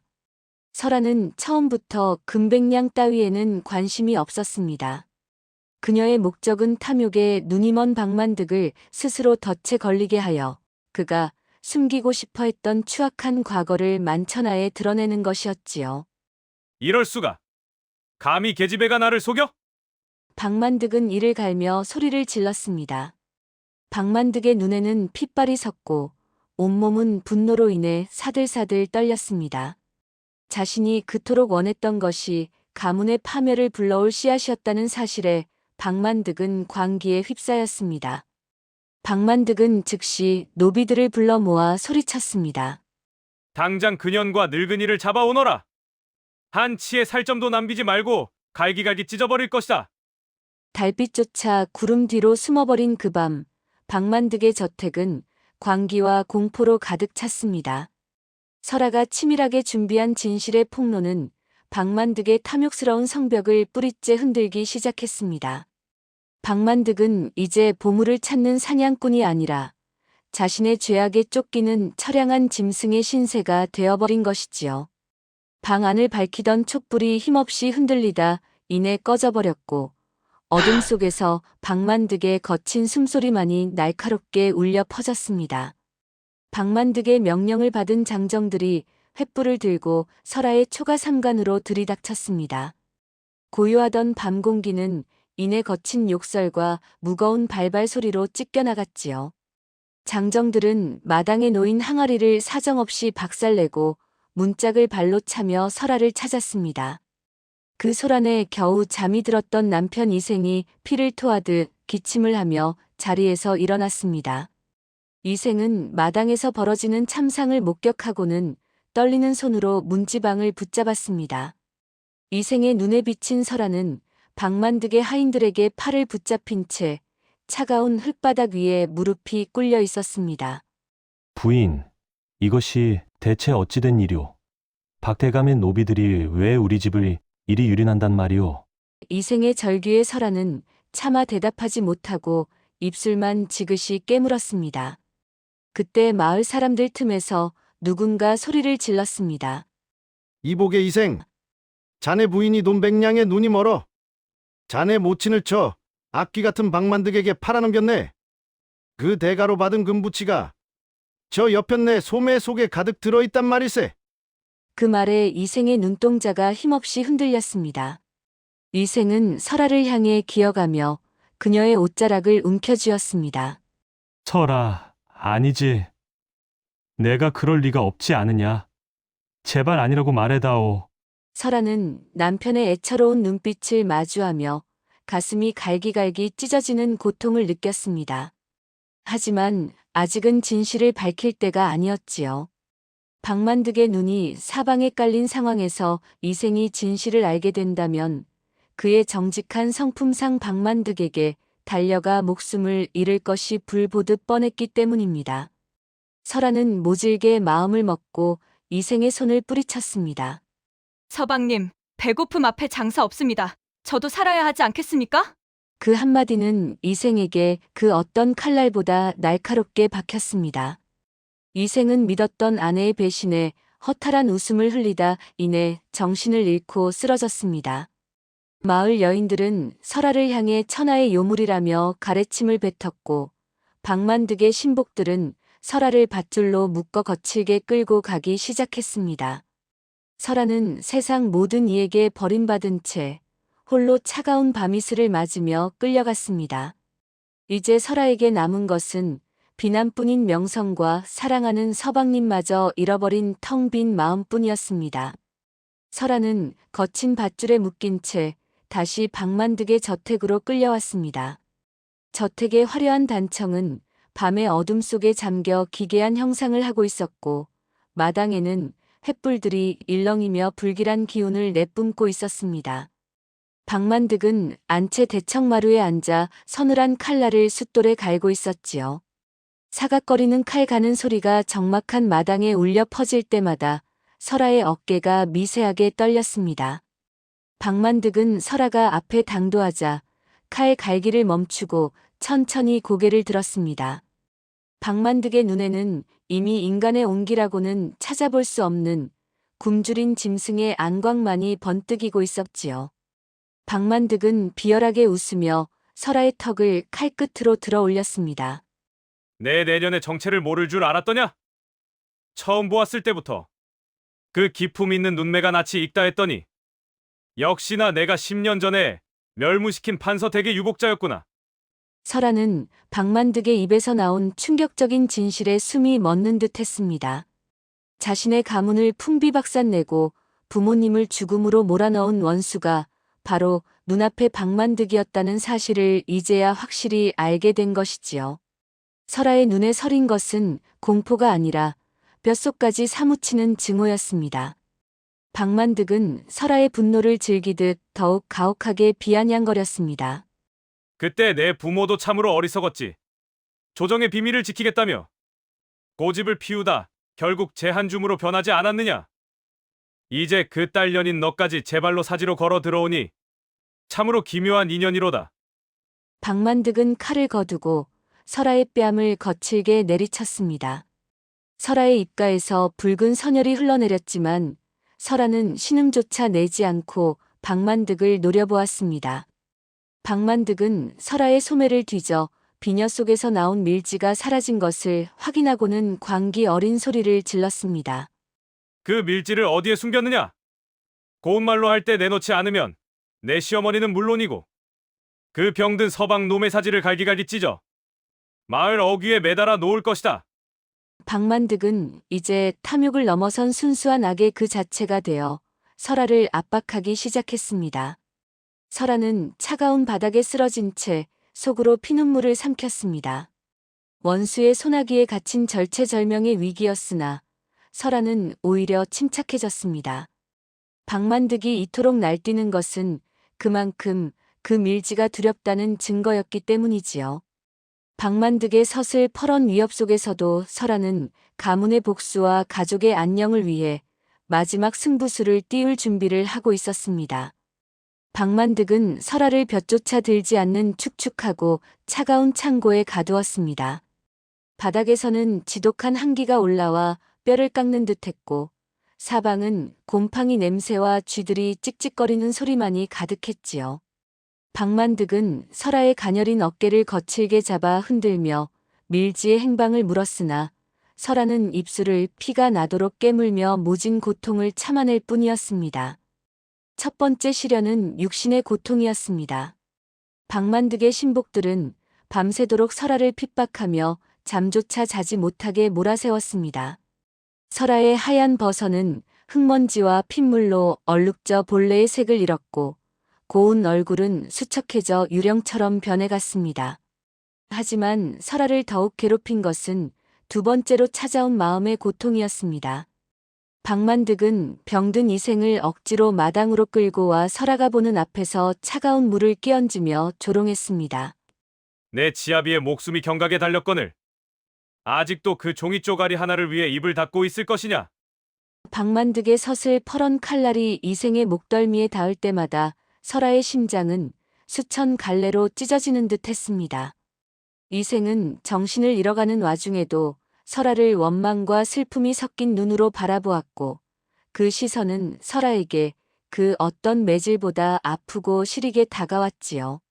세 번째 시련은 창고 밖에서 들려오는 마을 사람들의 비난이었습니다. 박만득은 일부러 창고 문을 열어두어 설아가 마을 사람들의 목소리를 듣게 했습니다. 며느리가 시어머니를 팔더니 이제는 서방까지 죽이려 드는구나. 하는 악에 섞인 소문들이 설아의 귓전을 날카롭게 파고들었습니다. 설아는 자신의 진심이 세상으로부터 철저히 부정당하는 비참한 현실 앞에 눈을 감았습니다. 네 번째 시련은 시어머니 최 씨의 절규였습니다. 건너편 방에서 들려오는 최 씨의 비명은 설아의 영혼을 갉아먹는 듯 했습니다. 최 씨는 며느리가 자신을 배신했다고 믿으면서도 고통에 못 이겨 설아의 이름을 부르짖고 있었습니다. 설아는 어둠 속에서 홀로 신음하며 자신에게 닥친 이 거대한 연쇄적 시련을 온몸으로 받아냈습니다. 육체는 무너져 내리고 명예는 더럽혀졌으며 사랑하는 이들은 고통의 심연으로 가라앉고 있었습니다. 설아는 차가운 창고 벽에 머리를 기대며 이 모진 밤이 지나면 과연 태양이 떠오를지 의심하며 굵은 눈물을 흘렸습니다. 하지만 설아의 가슴속 깊은 곳에는 아직 박만득이 찾지 못한 마지막 희망의 불꽃이 작게나마 일렁이고 있었습니다. 설아는 이 모든 시련이 박만득을 파멸로 이끌 마지막 재물이라 여기며 억지로 정신을 붙들고 있었습니다. 며칠이 지난 어느 깊은 밤, 박만득은 돌연 태도를 바꾸어 설아가 갇힌 창고를 직접 찾았습니다. 박만득의 손에는 평소 그가 즐기던 독한 술병 대신 김이 모락모락 나는 따뜻한 죽 한 그릇이 들려 있었지요.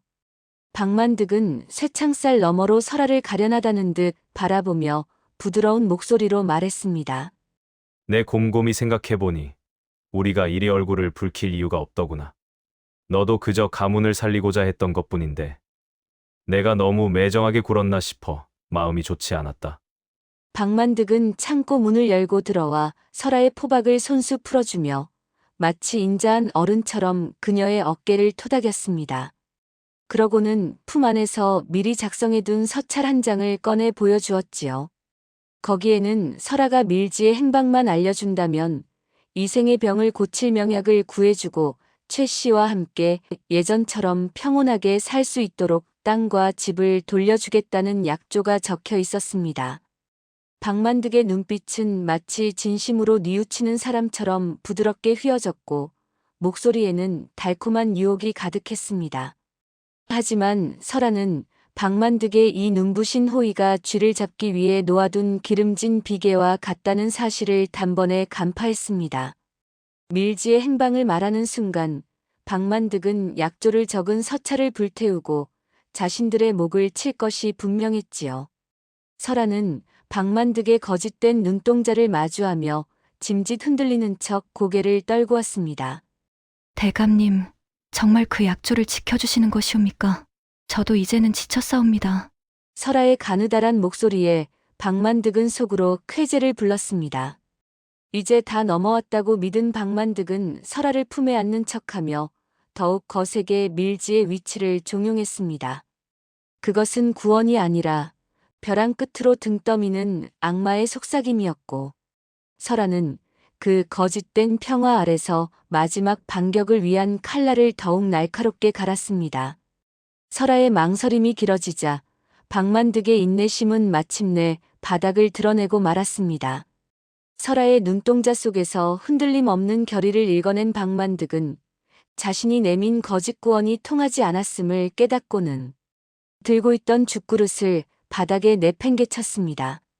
사기 그릇이 날카로운 소리를 내며 박살나고 허연 죽이 오물처럼 바닥을 뒹굴었습니다. 박만득의 얼굴은 이제 인간의 형상이라기보다는 지옥에서 올라온 귀신처럼 험악하게 뒤틀려 있었습니다. 내년이 끝까지 나를 기만하는구나. 오냐? 정녕 죽어야 입을 열겠다면 기꺼이 그 소원을 들어주마. 박만득은 광기 어린 눈으로 창고 밖의 신복들에게 소리를 질렀습니다. 창고 문을 걸어 잠그고 당장 불을 질러라. 쥐새끼 한 마리도 살아나가지 못하게 연기로 숨통을 끊어버릴 것이다. 박만득의 서슬퍼런 명령이 떨어지기가 무섭게 장정들이 마른 집단을 창고 사방에 쌓아 올리기 시작했습니다. 설아는 거칠게 닫히는 문틈 사이로 멀어지는 박만득의 비열한 뒷모습을 보며 숨이 막히는 공포를 느꼈습니다. 곧이어 타닥거리는 소리와 함께 매캐한 연기가 문틈을 타고 창고 안으로 밀려들어왔지요. 붉은 불길은 배고픈 짐승처럼 메마른 나무벽을 핥으며 순식간에 창고 전체를 집어삼키려 들었습니다. 뜨거운 열기가 피부를 태울 듯 다가왔고 시커먼 연기는 설아의 목구멍을 사정없이 조여왔습니다. 그때 창고 구석에 정신을 잃고 쓰러져 있던 시어머니 최 씨가 뜨거운 열기에 신음하며 눈을 떴습니다. 최 씨는 불바다가 된 창고 안에서 자신을 구하려 달려오는 설아를 보며 굵은 눈물을 흘렸습니다. 애야, 나 같은 늙은이는 버려두고 어서 나가거라. 얘가 살아야 우리 이생이도 살고 가문의 원수도 갚을 것 아니냐. 최 씨의 절규에도 설아는 치맛자락을 찢어 물을 적셔 최 씨의 코와 입을 막아주었습니다. 어머니, 절대로 혼자 두지 않겠습니다. 조금만 참으십시오. 분명 길이 있을 것입니다. 설아는 타오르는 석가래가 머리 위로 위태롭게 흔들리는 와중에도 시어머니를 부축해 일으켰습니다. 불길은 더욱 거세져 이제 창고 안은 지옥의 한복판처럼 변해버렸지요. 뻘건 불꽃이 설아의 옷자락에 옮겨 붙으려 할 때 시어머니 최 씨는 평소의 나약한 모습은 온데간데 없이 설아를 밀치며 무너져 내리는 벽 쪽으로 몸을 날렸습니다.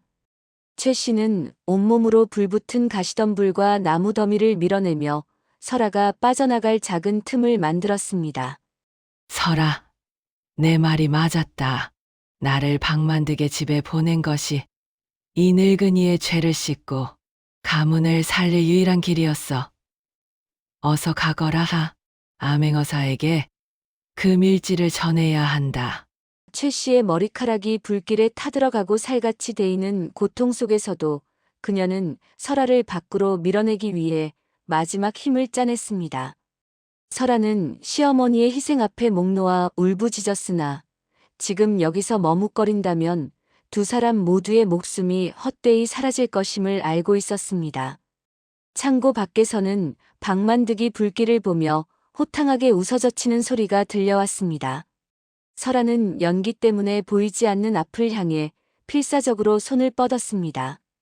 그때였습니다.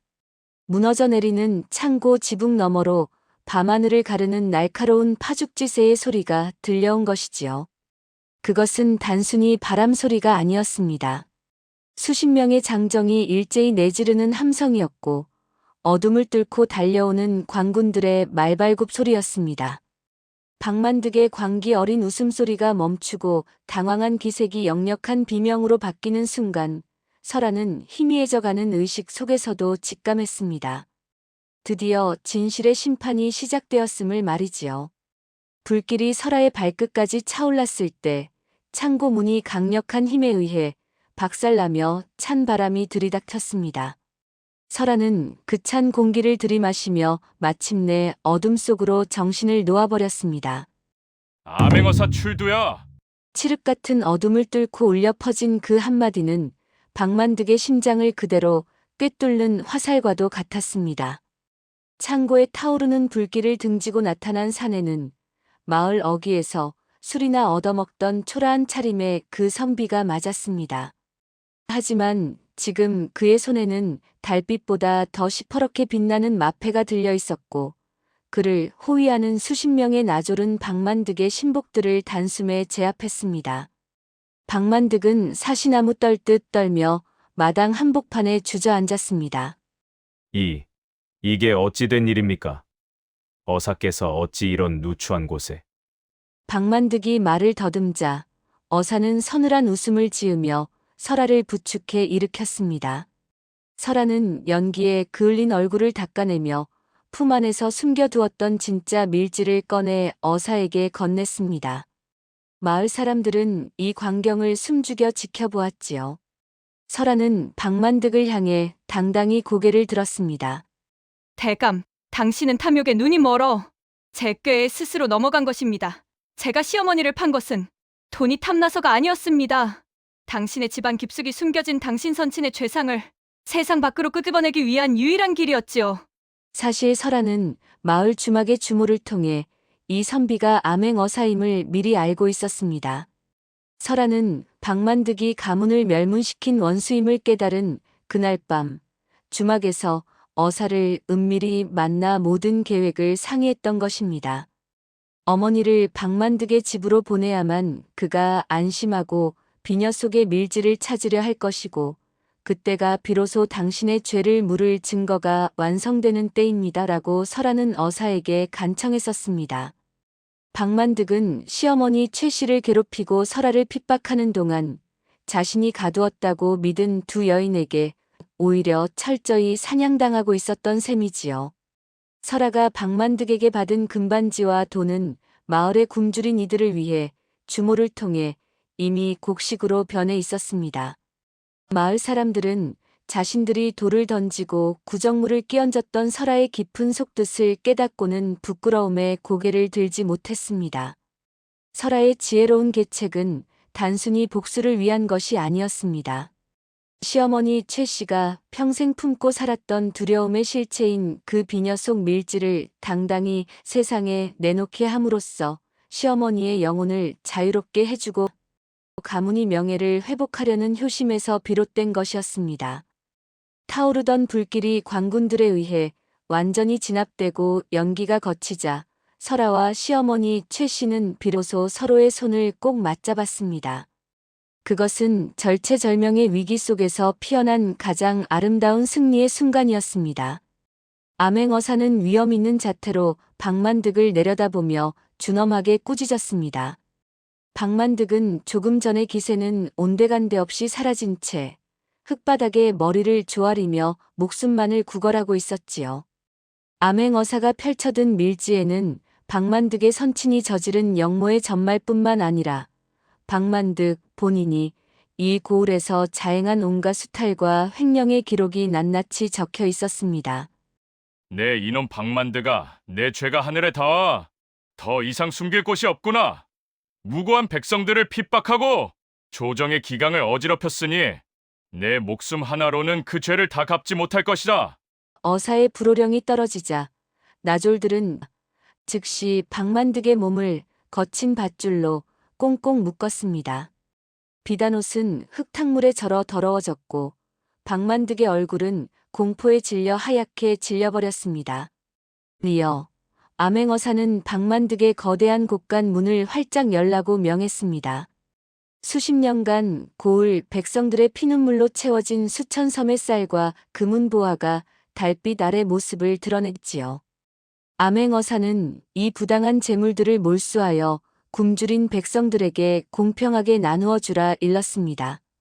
마을 사람들은 억눌렸던 울분을 토해내며 만세를 불렀고 박만득의 집은 순식간에 그의 죄상을 증명하는 거대한 심판의 장이 되었습니다. 박만득은 칼을 쓴 채 죄인 수레에 실려 한양으로 압송되었습니다.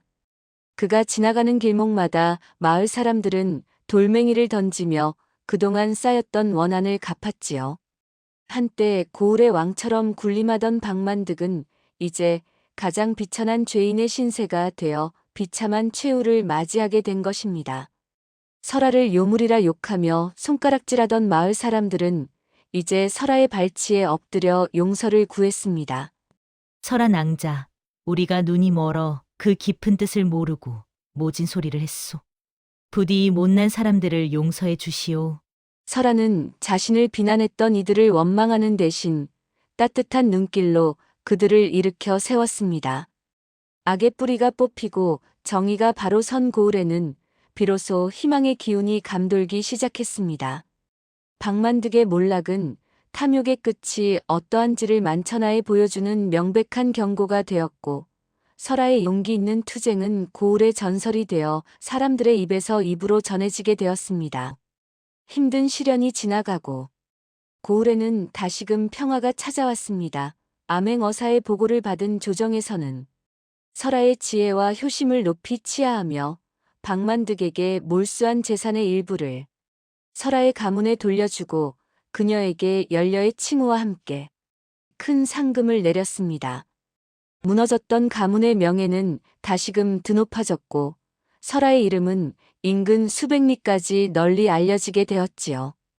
병약했던 남편 이생은 설아가 정성껏 구한 명약과 지극한 간호 덕분에 기적처럼 병석을 털고 일어났습니다.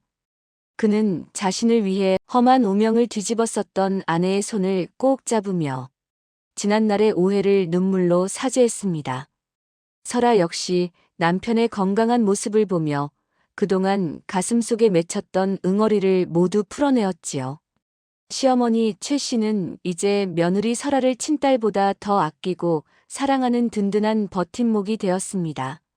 최 씨는 마을 사람들을 만날 때마다 우리 며느리가 나를 판 것은 나를 죽이려 함이 아니라 나를 박만득의 그늘에서 구하고 우리 가문을 살리려 한 천하의 명약이었네라며 설아의 자랑을 아끼지 않았습니다.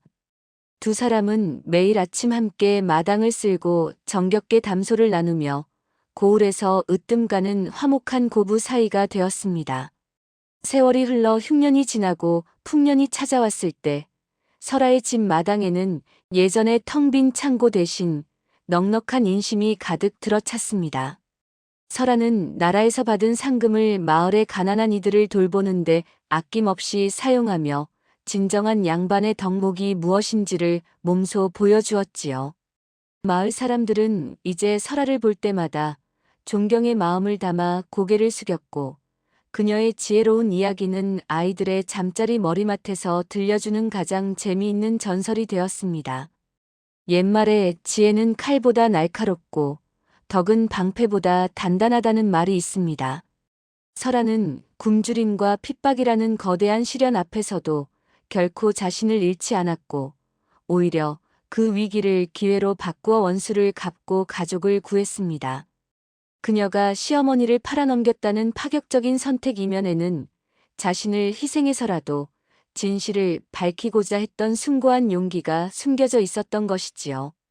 진정한 지혜는 눈앞의 이익을 쫓는 것이 아니라 멀리 내다보며 소중한 가치를 지켜내는 힘이라는 사실을 우리는 설아의 이야기를 통해 다시금 깨닫게 됩니다.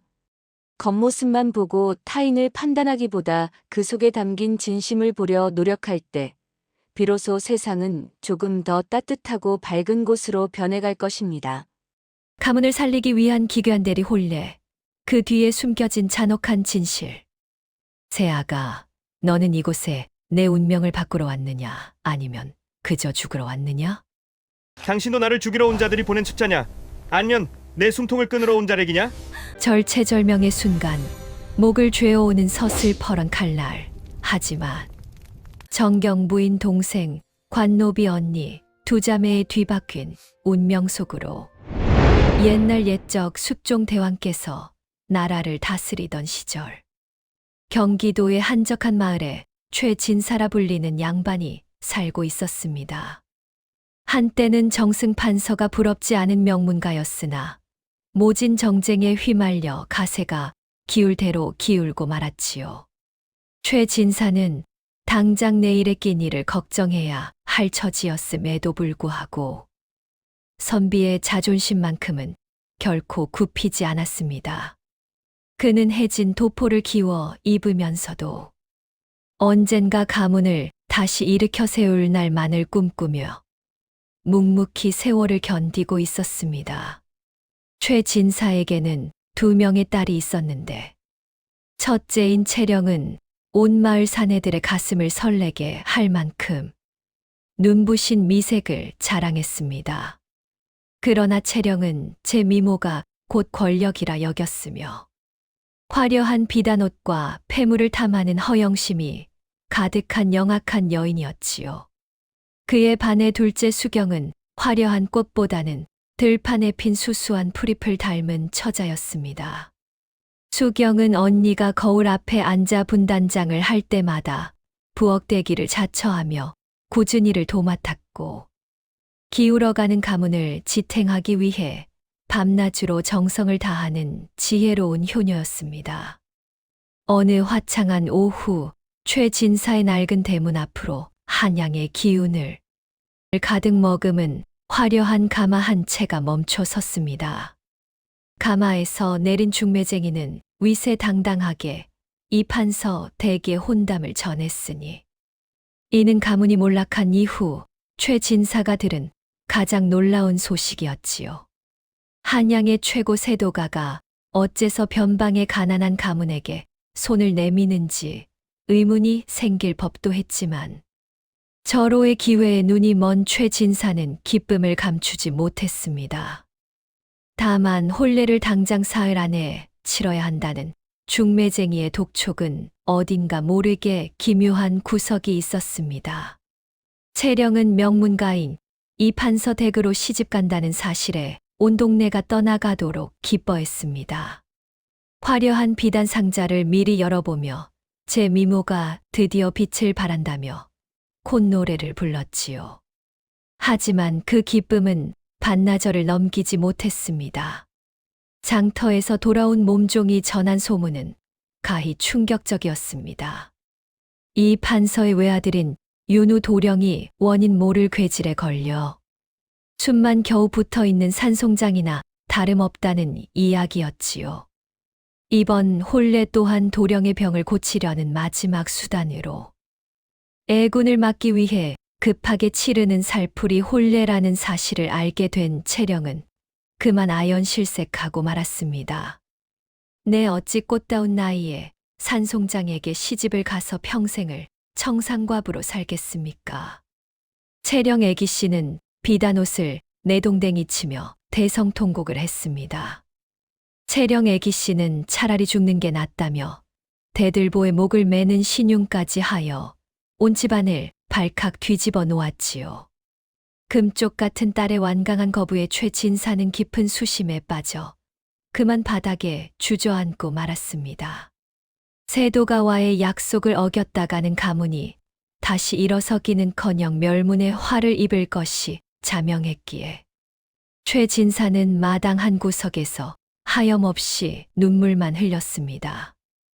그 비참한 모습을 지켜보던 수경 애기 씨가 마침내 결연한 표정으로 아버지 앞에 무릎을 꿇었습니다.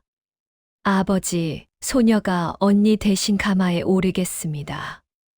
우리 가문을 살릴 수만 있다면 어떤 고난이 닥쳐도 기꺼이 받아들이겠사옵니다. 수경 애기 씨는 언니의 이름으로 연지 곤지를 찍고 붉은 혼례복을 정성껏 차려입었습니다. 족두리를 깊게 눌러쓰고 얼굴을 가린 수경 애기 씨의 모습은 겉으로 보기에 영락없는 언니 채령 애기 씨와도 같았지요. 마을 사람들은 그저 미색이 뛰어난 첫째가 시집을 가는 줄로만 알고 부러운 눈길을 보내며 가마를 배웅했습니다. 이 판서댁에서 보낸 가마는 쉴 틈도 없이 산길을 달려 한양으로 향했습니다. 흔들리는 가마 속에서 수경 애기 씨는 떨리는 두 손을 꼭 부여잡으며 앞으로 닥쳐올 운명에 대한 두려움을 묵묵히 억눌렀지요. 어느덧 도착한 대저택에서는 신부를 맞이하는 환대보다도 차갑고 무거운 긴장감이 먼저 느껴졌습니다. 판서댁 사람들은 신부가 누구인지, 얼굴이 어떠한지 확인할 겨를도 없이 수경 애기 씨를 예식장으로 급히 이끌었습니다. 마치 정해진 시간을 넘기면 큰 화라도 닥칠 것처럼 모든 절차가 번개처럼 빠르게 진행되었지요. 수경 애기 씨는 차가운 공기 속에서도 흐트러짐 없이 그들의 손길에 몸을 맡기며 신부의 자리를 지켰습니다. 웅장한 소슬대문 안으로 들어서자마자 수경 애기 씨를 맞이한 것은 한양 명문가의 화려함이 아닌 뼈저린 냉기와 기묘한 정막이었습니다. 담장은 높고 마당은 넓었으나 그 넓은 집 어디에도 생명의 온기가 느껴지지 않았지요. 마치 오랜 세월 사람의 발길이 닿지 않은 흉가처럼 처마 끝에 걸린 바람방울만이 서글픈 소리를 내며 흔들리고 있었습니다. 가래를 치르기 위해 복도를 지나던 수경 애기 씨는 우연히 어두운 구석에 홀로 앉아있는 한 노파와 마주쳤습니다. 그 노파는 두 눈이 멀어 앞을 보지 못했으나 수경 애기 씨가 곁을 지나자 마치 모든 것을 꿰뚫어 보는 듯한 낮은 목소리로 속삭였지요. 새아가, 너는 이곳에 내 운명을 바꾸러 왔느냐, 아니면 그저 죽으러 왔느냐? 노파의 서늘한 질문에 수경 애기 씨는 등골이 오싹해지는 것을 느꼈습니다. 하지만 차마 대답할 겨를도 없이 시어머니가 될 마님과 종들이 재촉하는 바람에 수경 애기 씨는 무거운 발걸음을 옮겨야만 했습니다. 집안 구석구석의 서린 어둠은 마치 금방이라도 그녀를 삼킬 듯이 짙게 가라앉아 있었으며 그 속에서 누군가 자신을 지켜보고 있다는 기분을 지울 수 없었습니다. 드디어 초래청에 들어선 수경 애기 씨는 맞은편에 서 있는 신랑 윤우 도령을 처음으로 마주하게 되었습니다. 윤우 도령은 제 발로 온전히 서 있지도 못하여 양옆에서 건장한 몸종들이 단단히 붙들고 있었지요. 창백하다 못해 푸른빛이 도는 그의 얼굴은 마치 생기가 모두 빠져나간 차가운 목석과도 같았습니다. 혼례의 절차가 채 시작되기도 전이었습니다. 윤우 도령은 갑자기 가슴을 부여잡더니 격하게 기침을 쏟아내기 시작했습니다. 하얀 소매자락 위로 붉은 선혈이 점점이 흩뿌려졌고 그 광경을 지켜보던 하객들 사이에서는 안타까운 탄식과 불길한 수군거림이 터져 나왔지요. 수경 애기 씨는 눈앞에서 벌어지는 참혹한 광경에 온몸에 피가 얼어붙는 듯한 공포를 느꼈습니다. 그러나 무심코 마주친 도령의 눈동자는 병마에 찌든 사람의 것이라기엔 너무나 맑고 깊었습니다. 그 젖은 눈망울 속에는 차마 말로 다 알 수 없는 깊은 슬픔과 함께 누군가에게 구조를 요청하는 듯한 간절한 외침이 서려 있었지요. 수경 애기 씨는 그 짧은 찰나의 도령이 품은 비밀스러운 고통을 직감하며 자신도 모르게 옷소매를 꽉 움켜쥐었습니다. 주변의 소란스러움 속에서도 도령의 그 눈빛만은 수경 애기 씨의 가슴 속에 깊이 박혀 지워지지 않았습니다. 소란스러운 혼례식이 끝나고 깊은 밤이 찾아왔습니다. 수경 애기 씨는 촛불만이 일렁이는 신혼방에서 가쁜 숨을 몰아쉬는 윤우 도령의 곁을 홀로 지키고 있었지요. 그때 방문이 소리 없이 열리더니 시어머니 마님이 직접 약사발을 들고 방 안으로 들어왔습니다. 시어머니 마님은 굳은 표정으로 도령의 입가에 약을 흘려 넣으며 수경 애기 씨에게 엄히 말했습니다. 이 약은 도령의 명주를 잇는 귀한 것이니 한 방울도 남김없이 먹여야 한다고 말이지요. 시어머니 마님이 서둘러 방을 나간 뒤 수경 애기 씨는 방 안에 남은 기묘한 향기에 코를 실룩였습니다. 수경 애기 씨는 돌아가신 어머니로부터 약초에 관한 지식을 귀동량으로 배운 바가 있었습니다. 사발에 조금 남은 찌꺼기에서는 병을 고치는 약재의 향이 아니라 사람의 정신을 흐릿하게 만들고 서서히 생기를 앗아가는 독초의 향이 진동하고 있었지요. 수경 애기 씨는 가슴이 철렁 내려앉는 충격을 느끼며 떨리는 손으로 사발을 움켜쥐었습니다. 달빛이 창호지를 타고 들어와 방 안을 은은하게 비추던 깊은 밤이었습니다. 거친 숨소리만 내뱉으며 의식이 없는 줄로만 알았던 윤우 도령이 갑자기 눈을 번쩍 떴습니다. 그 눈빛은 낮의 초췌한 모습과는 판이하게 달랐으며 날카로운 기운이 서려 보는 이의 숨을 멎게 할 정도였습니다. 윤우 도령은 수경 애기 씨의 가느다란 손목을 강하게 낚아채며 나직하지만 서늘한 목소리로 물었지요. 당신도 나를 죽이러 온 자들이 보낸 첩자냐며. 아니면 내 숨통을 끊으러 온 자객이냐고 윤우 도령은 매섭게 다그쳤습니다. 수경 애기 씨는 갑작스러운 상황에 당황하여 가슴이 방망이질 쳤으나 이내 마음을 가다듬고 도령의 눈을 정면으로 바라보았습니다. 수경 애기 씨는 떨리는 목소리로 자신이 사실은 채령이 아닌 동생 수경이라는 사실을 정직하게 털어놓았습니다. 가문의 안위를 위해 언니 대신 가마에 올랐으나 낮에 보았던 도령의 간절한 눈빛을 잊을 수 없었다는 진심을 전했지요. 수경 애기 씨는 눈물을 머금으며 덧붙였습니다. 도령을 해치려는 마음은 손톱만큼도 없으며 오히려 이 집안의 감도는 불길한 기운으로부터 도령을 지키고 싶노라고 말입니다. 윤우 도령은 한참 동안 수경 애기 씨의 눈동자를 뚫어지게 살피더니 그 안에서 거짓 없는 진실을 읽어낸 듯 서서히 손목을 놓아주었습니다. 도령의 눈가에는 팽팽했던 긴장감이 누그러지고 알 수 없는 묘한 안도감이 스쳐 지나갔습니다. 윤우 도령은 수경 애기 씨의 손을 잡은 채로 이 집안의 추악한 비밀을 나직하게 털어놓았습니다. 도령의 병은 하늘이 내린 괴질이 아니라 가문의 막대한 재산과 권력을 탐낸 당숙과 교활한 첩실이 합작하여 벌인 끔찍한 계획의 결과였습니다. 그들은 매일같이 기력을 보한다는 명목하에 비소와 독초를 교묘하게 섞은 약을 올렸고 도령의 정신과 육신을 서서히 갉아먹고 있었던 것이지요. 수경 애기 씨는 그 참혹한 진실의 분노로 몸을 떨었지만 이내 평정을 되찾고 도령의 안색을 살폈습니다. 다행히 수경 애기 씨에게는 돌아가신 어머니로부터 전수받은 귀한 약초 지식이 있었습니다.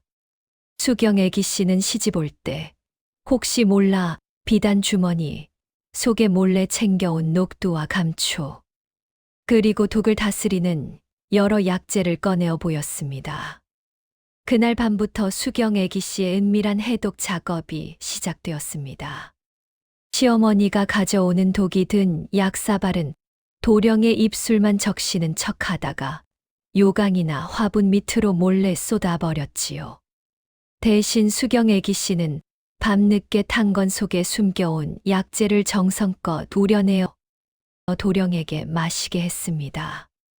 어둠 속에서 마주본 두 사람의 눈동자에는 서로에 대한 신뢰와 반드시 살아남겠다는 강한 의지가 불꽃처럼 타오르고 있었습니다. 어둠이 짙게 깔린 어느 깊은 밤, 수경 애기 씨는 약재를 구하기 위해 뒷뜰을 지나다 우연히 초래청 앞에서 마주쳤던 눈먼 노파와 다시 마주하게 되었습니다. 노파는 앞을 보지 못함에도 불구하고 수경 애기 씨의 발소리만으로 그녀를 알아보며 인자하게 미소 지었지요. 사실 노파는 이판서 댁의 전대 안주인이자 윤우 도령의 조모였으며 집안의 악인들을 속이기 위해 눈먼 노파 행세를 하며 때를 기다리고 있었습니다. 노파는 수경 애기 씨의 고운 손을 잡으며 말했습니다. 내가 이 집안을 살릴 하늘이 보낸 인연이로구나. 너의 영특함과 따뜻한 심성이 내 손자를 살리고 있다. 노파는 품속에서 오래된 비단 주머니 하나를 꺼내어 수경 애기 씨에게 건네주었습니다. 그 안에는 이 집안 대대로 내려오는 비밀 금고의 열쇠가 들어 있었지요. 노파는 이 열쇠야말로 가문의 정통성을 증명하고 악인들을 몰아낼 최후의 수단이라며 수경 애기 씨에게 막중한 책임을 맡겼습니다. 수경 애기 씨는 차가운 쇳덩이의 무게를 느끼며 자신의 어깨에 놓인 운명의 무게를 다시금 깨달았습니다. 수경 애기 씨는 이제 단순히 죽어가는 신랑 곁을 지키며 하루하루를 버티는 것에 만족할 수 없었습니다. 노파가 전해준 묵직한 열쇠의 무게는 그녀에게 가문의 운명을 짊어져야 한다는 엄중한 사명감을 일깨워 주었지요.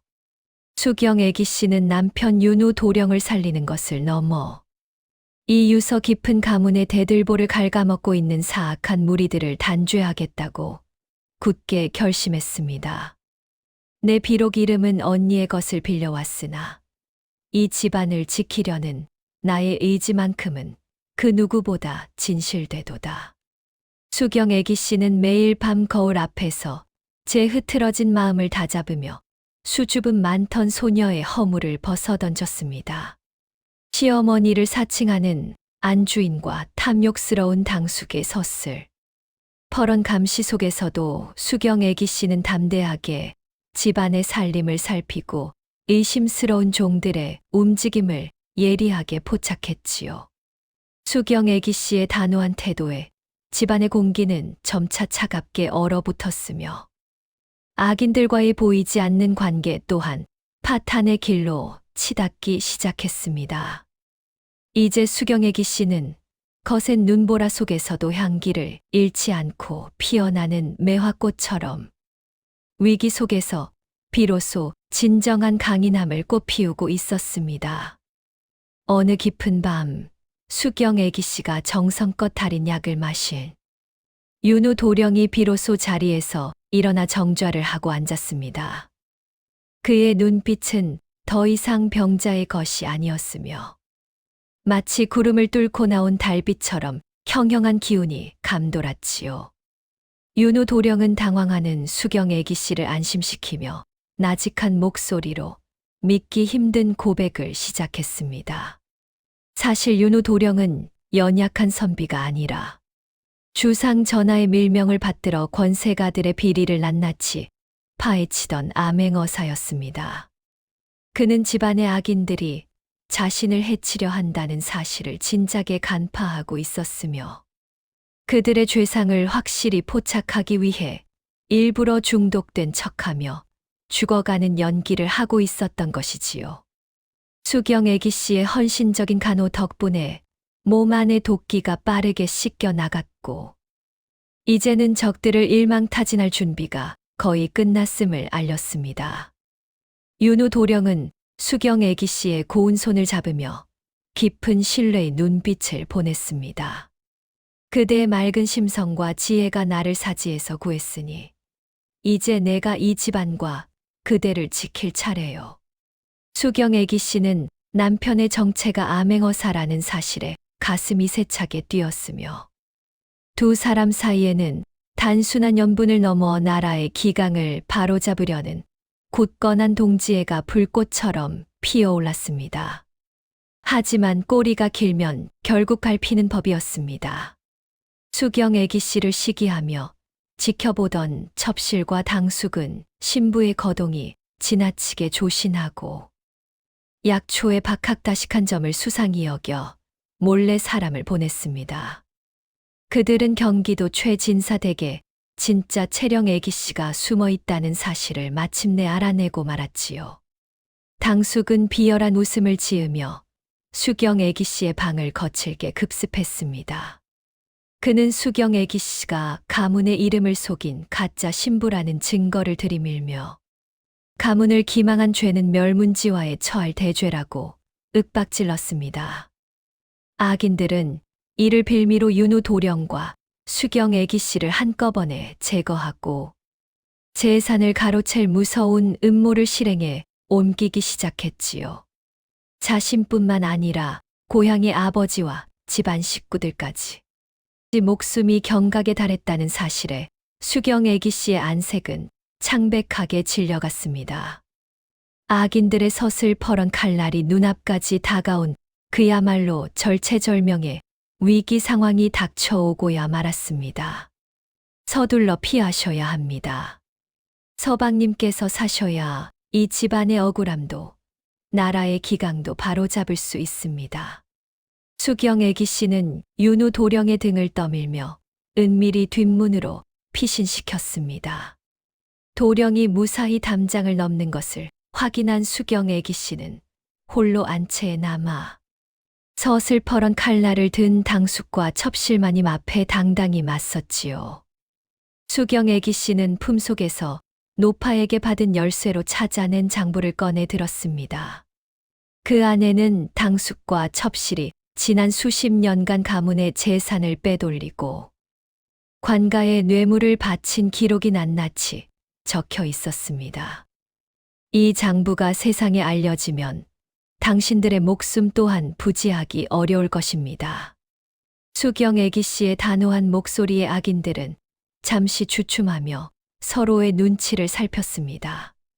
수경 애기 씨는 제 목숨이 위태로운 순간에도 오직 윤우 도령이 관군을 이끌고 돌아올 시간만을 벌기 위해 담대하게 그들을 상대했지요. 분노로 눈이 뒤집힌 당숙은 더는 참지 못하겠다는 듯 서슬퍼런 칼날을 높이 치켜들었습니다. 내 인연, 가문의 이름조차 속인 천한 것이 어디서 감히 협박질이냐. 오늘 내년에 목을 치고 그 장부를 태워버리면 모든 진실은 영원히 어둠 속에 묻힐 것이다. 당숙의 고함이 안채를 울렸고 차가운 금속의 기운이 수경 애기 씨의 목을 향해 덮쳐오던 찰나였습니다. 그때였습니다. 쾅 하는 천둥 같은 소리와 함께 굳게 잠겨있던 대문이 부서질 듯 열리며 수십 명의 장정들이 횃불을 들고 마당으로 쏟아져 들어왔습니다. 밤하늘을 가르는 서슬퍼런 외침이 이 판서 대개 정적을 단숨에 깨뜨렸지요. 암행어사 출두야. 그 웅장한 목소리의 주인공은 다름 아닌 윤우 도령이었습니다. 도령은 더 이상 병약한 모습이 아니었습니다. 정갈한 관복 차림에 한 손에는 찬란한 빛을 내뿜는 마패를 높이 지켜든 채 위풍당당한 기세로 안채에 들어섰지요. 죽어가는 산송장인 줄로만 알았던 도령의 서슬. 퍼런 기상의 칼을 들고 있던 당숙은 그만 다리에 힘이 풀려 바닥으로 주저앉고 말았습니다. 네 이놈들, 감히 나라의 녹을 먹는 가문에서 혈육을 독살하려 하고 가산까지 탕진하려 했느냐? 하늘이 무서운 줄 모르는 내 놈들의 죄상을 내가 이미 낱낱이 파악하였노라. 도령의 추상 같은 명령에 관군들이 달려들어 당숙과 첩실의 팔을 뒤로 꺾어 포박했습니다. 악인들은 비명을 지르며 발버둥 쳤으나 이미 모든 증거와 증인이 확보된 상황이었지요. 윤우 도령은 혼란스러운 상황 속에서도 가장 먼저 수경 애기 씨에게 달려가 그녀를 품에 안았습니다. 부인, 늦어서 미안하오. 그대의 용기와 지혜가 아니었다면 내 오늘 이 자리에 서지 못했을 것이오. 도령의 따뜻한 품 안에서 수경 애기 씨는 참아왔던 눈물을 터뜨렸습니다. 어둠 속에 갇혀있던 이 판서댁에 드디어 진실의 빛이 환하게 비치기 시작한 순간이었지요. 마당에 가득한 횃불은 마치 두 사람의 앞날을 축복하듯 활활 타올랐으며 악인들의 비명은 새벽바람에 흩어져 사라졌습니다. 날이 밝자 한양도성은 이 판서댁에서 벌어진 해괴하고도 통쾌한 사건으로 들썩였습니다. 윤우 도령은 임금님의 깊은 신임을 확인받아 조정의 요직에 올랐으며 가문을 어지럽혔던 악인들은 엄중한 국법의 심판을 받게 되었지요. 모든 것이 제자리를 찾아가는 듯 보였으나 수경 애기 씨의 마음 한구석에는 여전히 무거운 바위덩이 하나가 들어앉아 있었습니다. 어느 정요한 오후 수경 애기 씨는 정원에 핀 매화꽃을 바라보는 윤우 도령의 뒤로 조심스럽게 다가갔습니다. 수경 애기 씨는 떨리는 손으로 소매자락을 부여잡으며 처음 가마에 오를 때부터 품어왔던 비밀을 비로소 꺼내어 놓았지요. 서방님, 사실 소전은 서방님께서 맞이하려 했던 최진사댁의 첫째 채령이 아니옵니다. 언니 대신 연지 곤지를 찍고 가마에 오른 못난 동생 수경이옵니다. 가문을 살리려 시작한 일이었으나 서방님을 기망한 죄는 죽어 마땅하오니 부디 저를 벌하여 주시옵소서. 수경 애기 씨는 말을 마치자마자 차가운 바닥에 엎드려 어깨를 들썩이며 흐느꼈습니다. 한참 동안 정적만이 감돌던 그때 윤우 도령이 천천히 다가와 수경 애기 씨의 가느다란 손을 따뜻하게 감싸 쥐었습니다. 도령의 손길은 마치 봄볕처럼 부드럽고 온화했지요. 부인, 고개를 드시오. 내가 사경을 헤맬 때 내 손을 잡아준 온기도 목숨을 걸고 약을 다려주던 정성도 그리고 악인들 앞에서 나를 대신해 맞서던 그 용기도 모두 채령이라는 이름이 한 것이 아니었소. 나를 살린 것은 화려한 이름자가 아니라 바로 당신이라는 사람의 진심이었소. 윤우 도령은 수경 애기 씨의 눈물을 닦아주며 환하게 미소 지었습니다.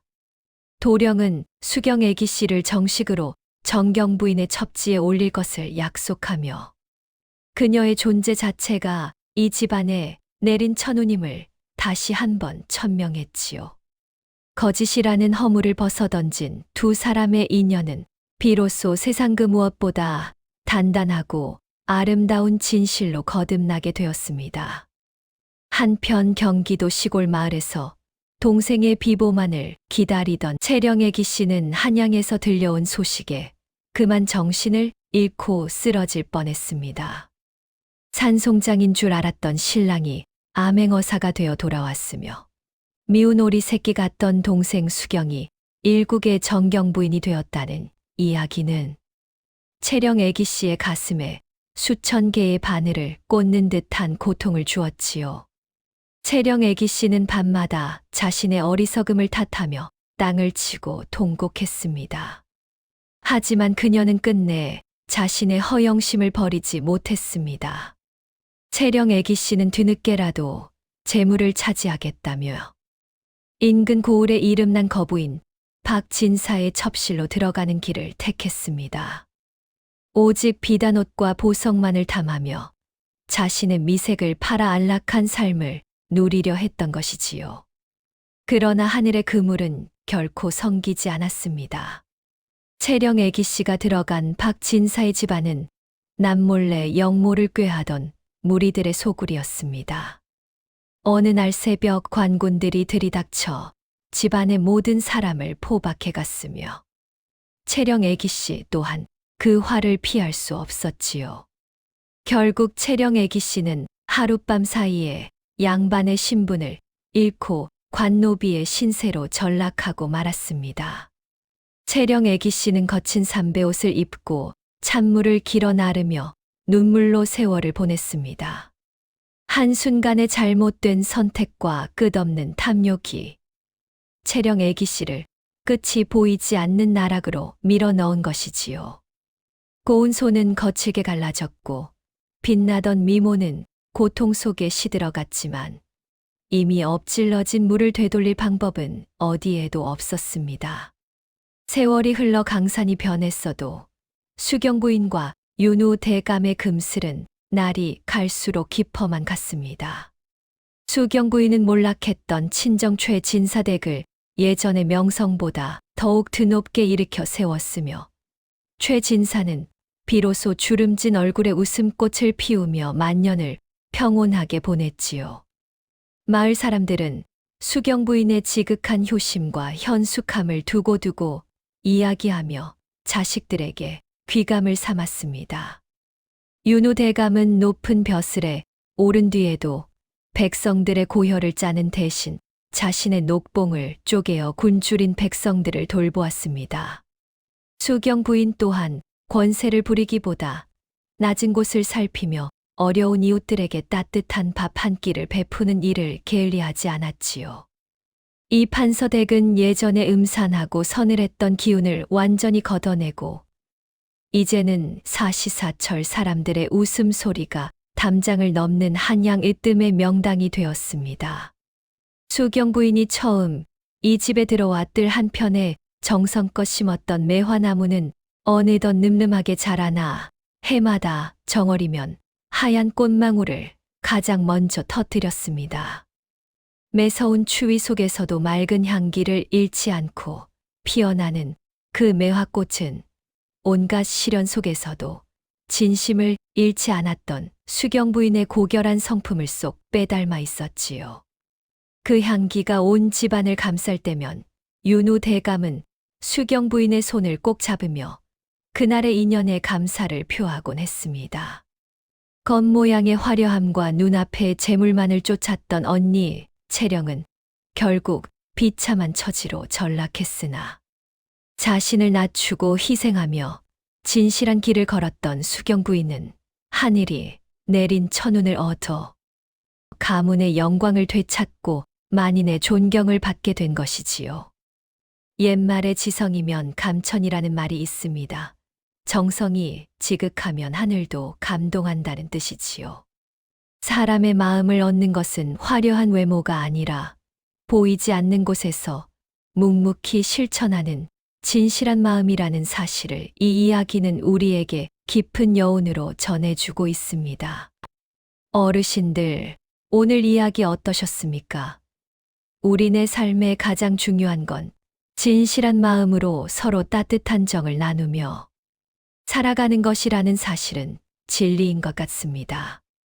부족한 이야기꾼의 목소리를 끝까지 경청해 주신 어르신이 계신다면 잘 들었다는 따뜻한 말씀 한마디를 댓글로 남겨주시겠습니까?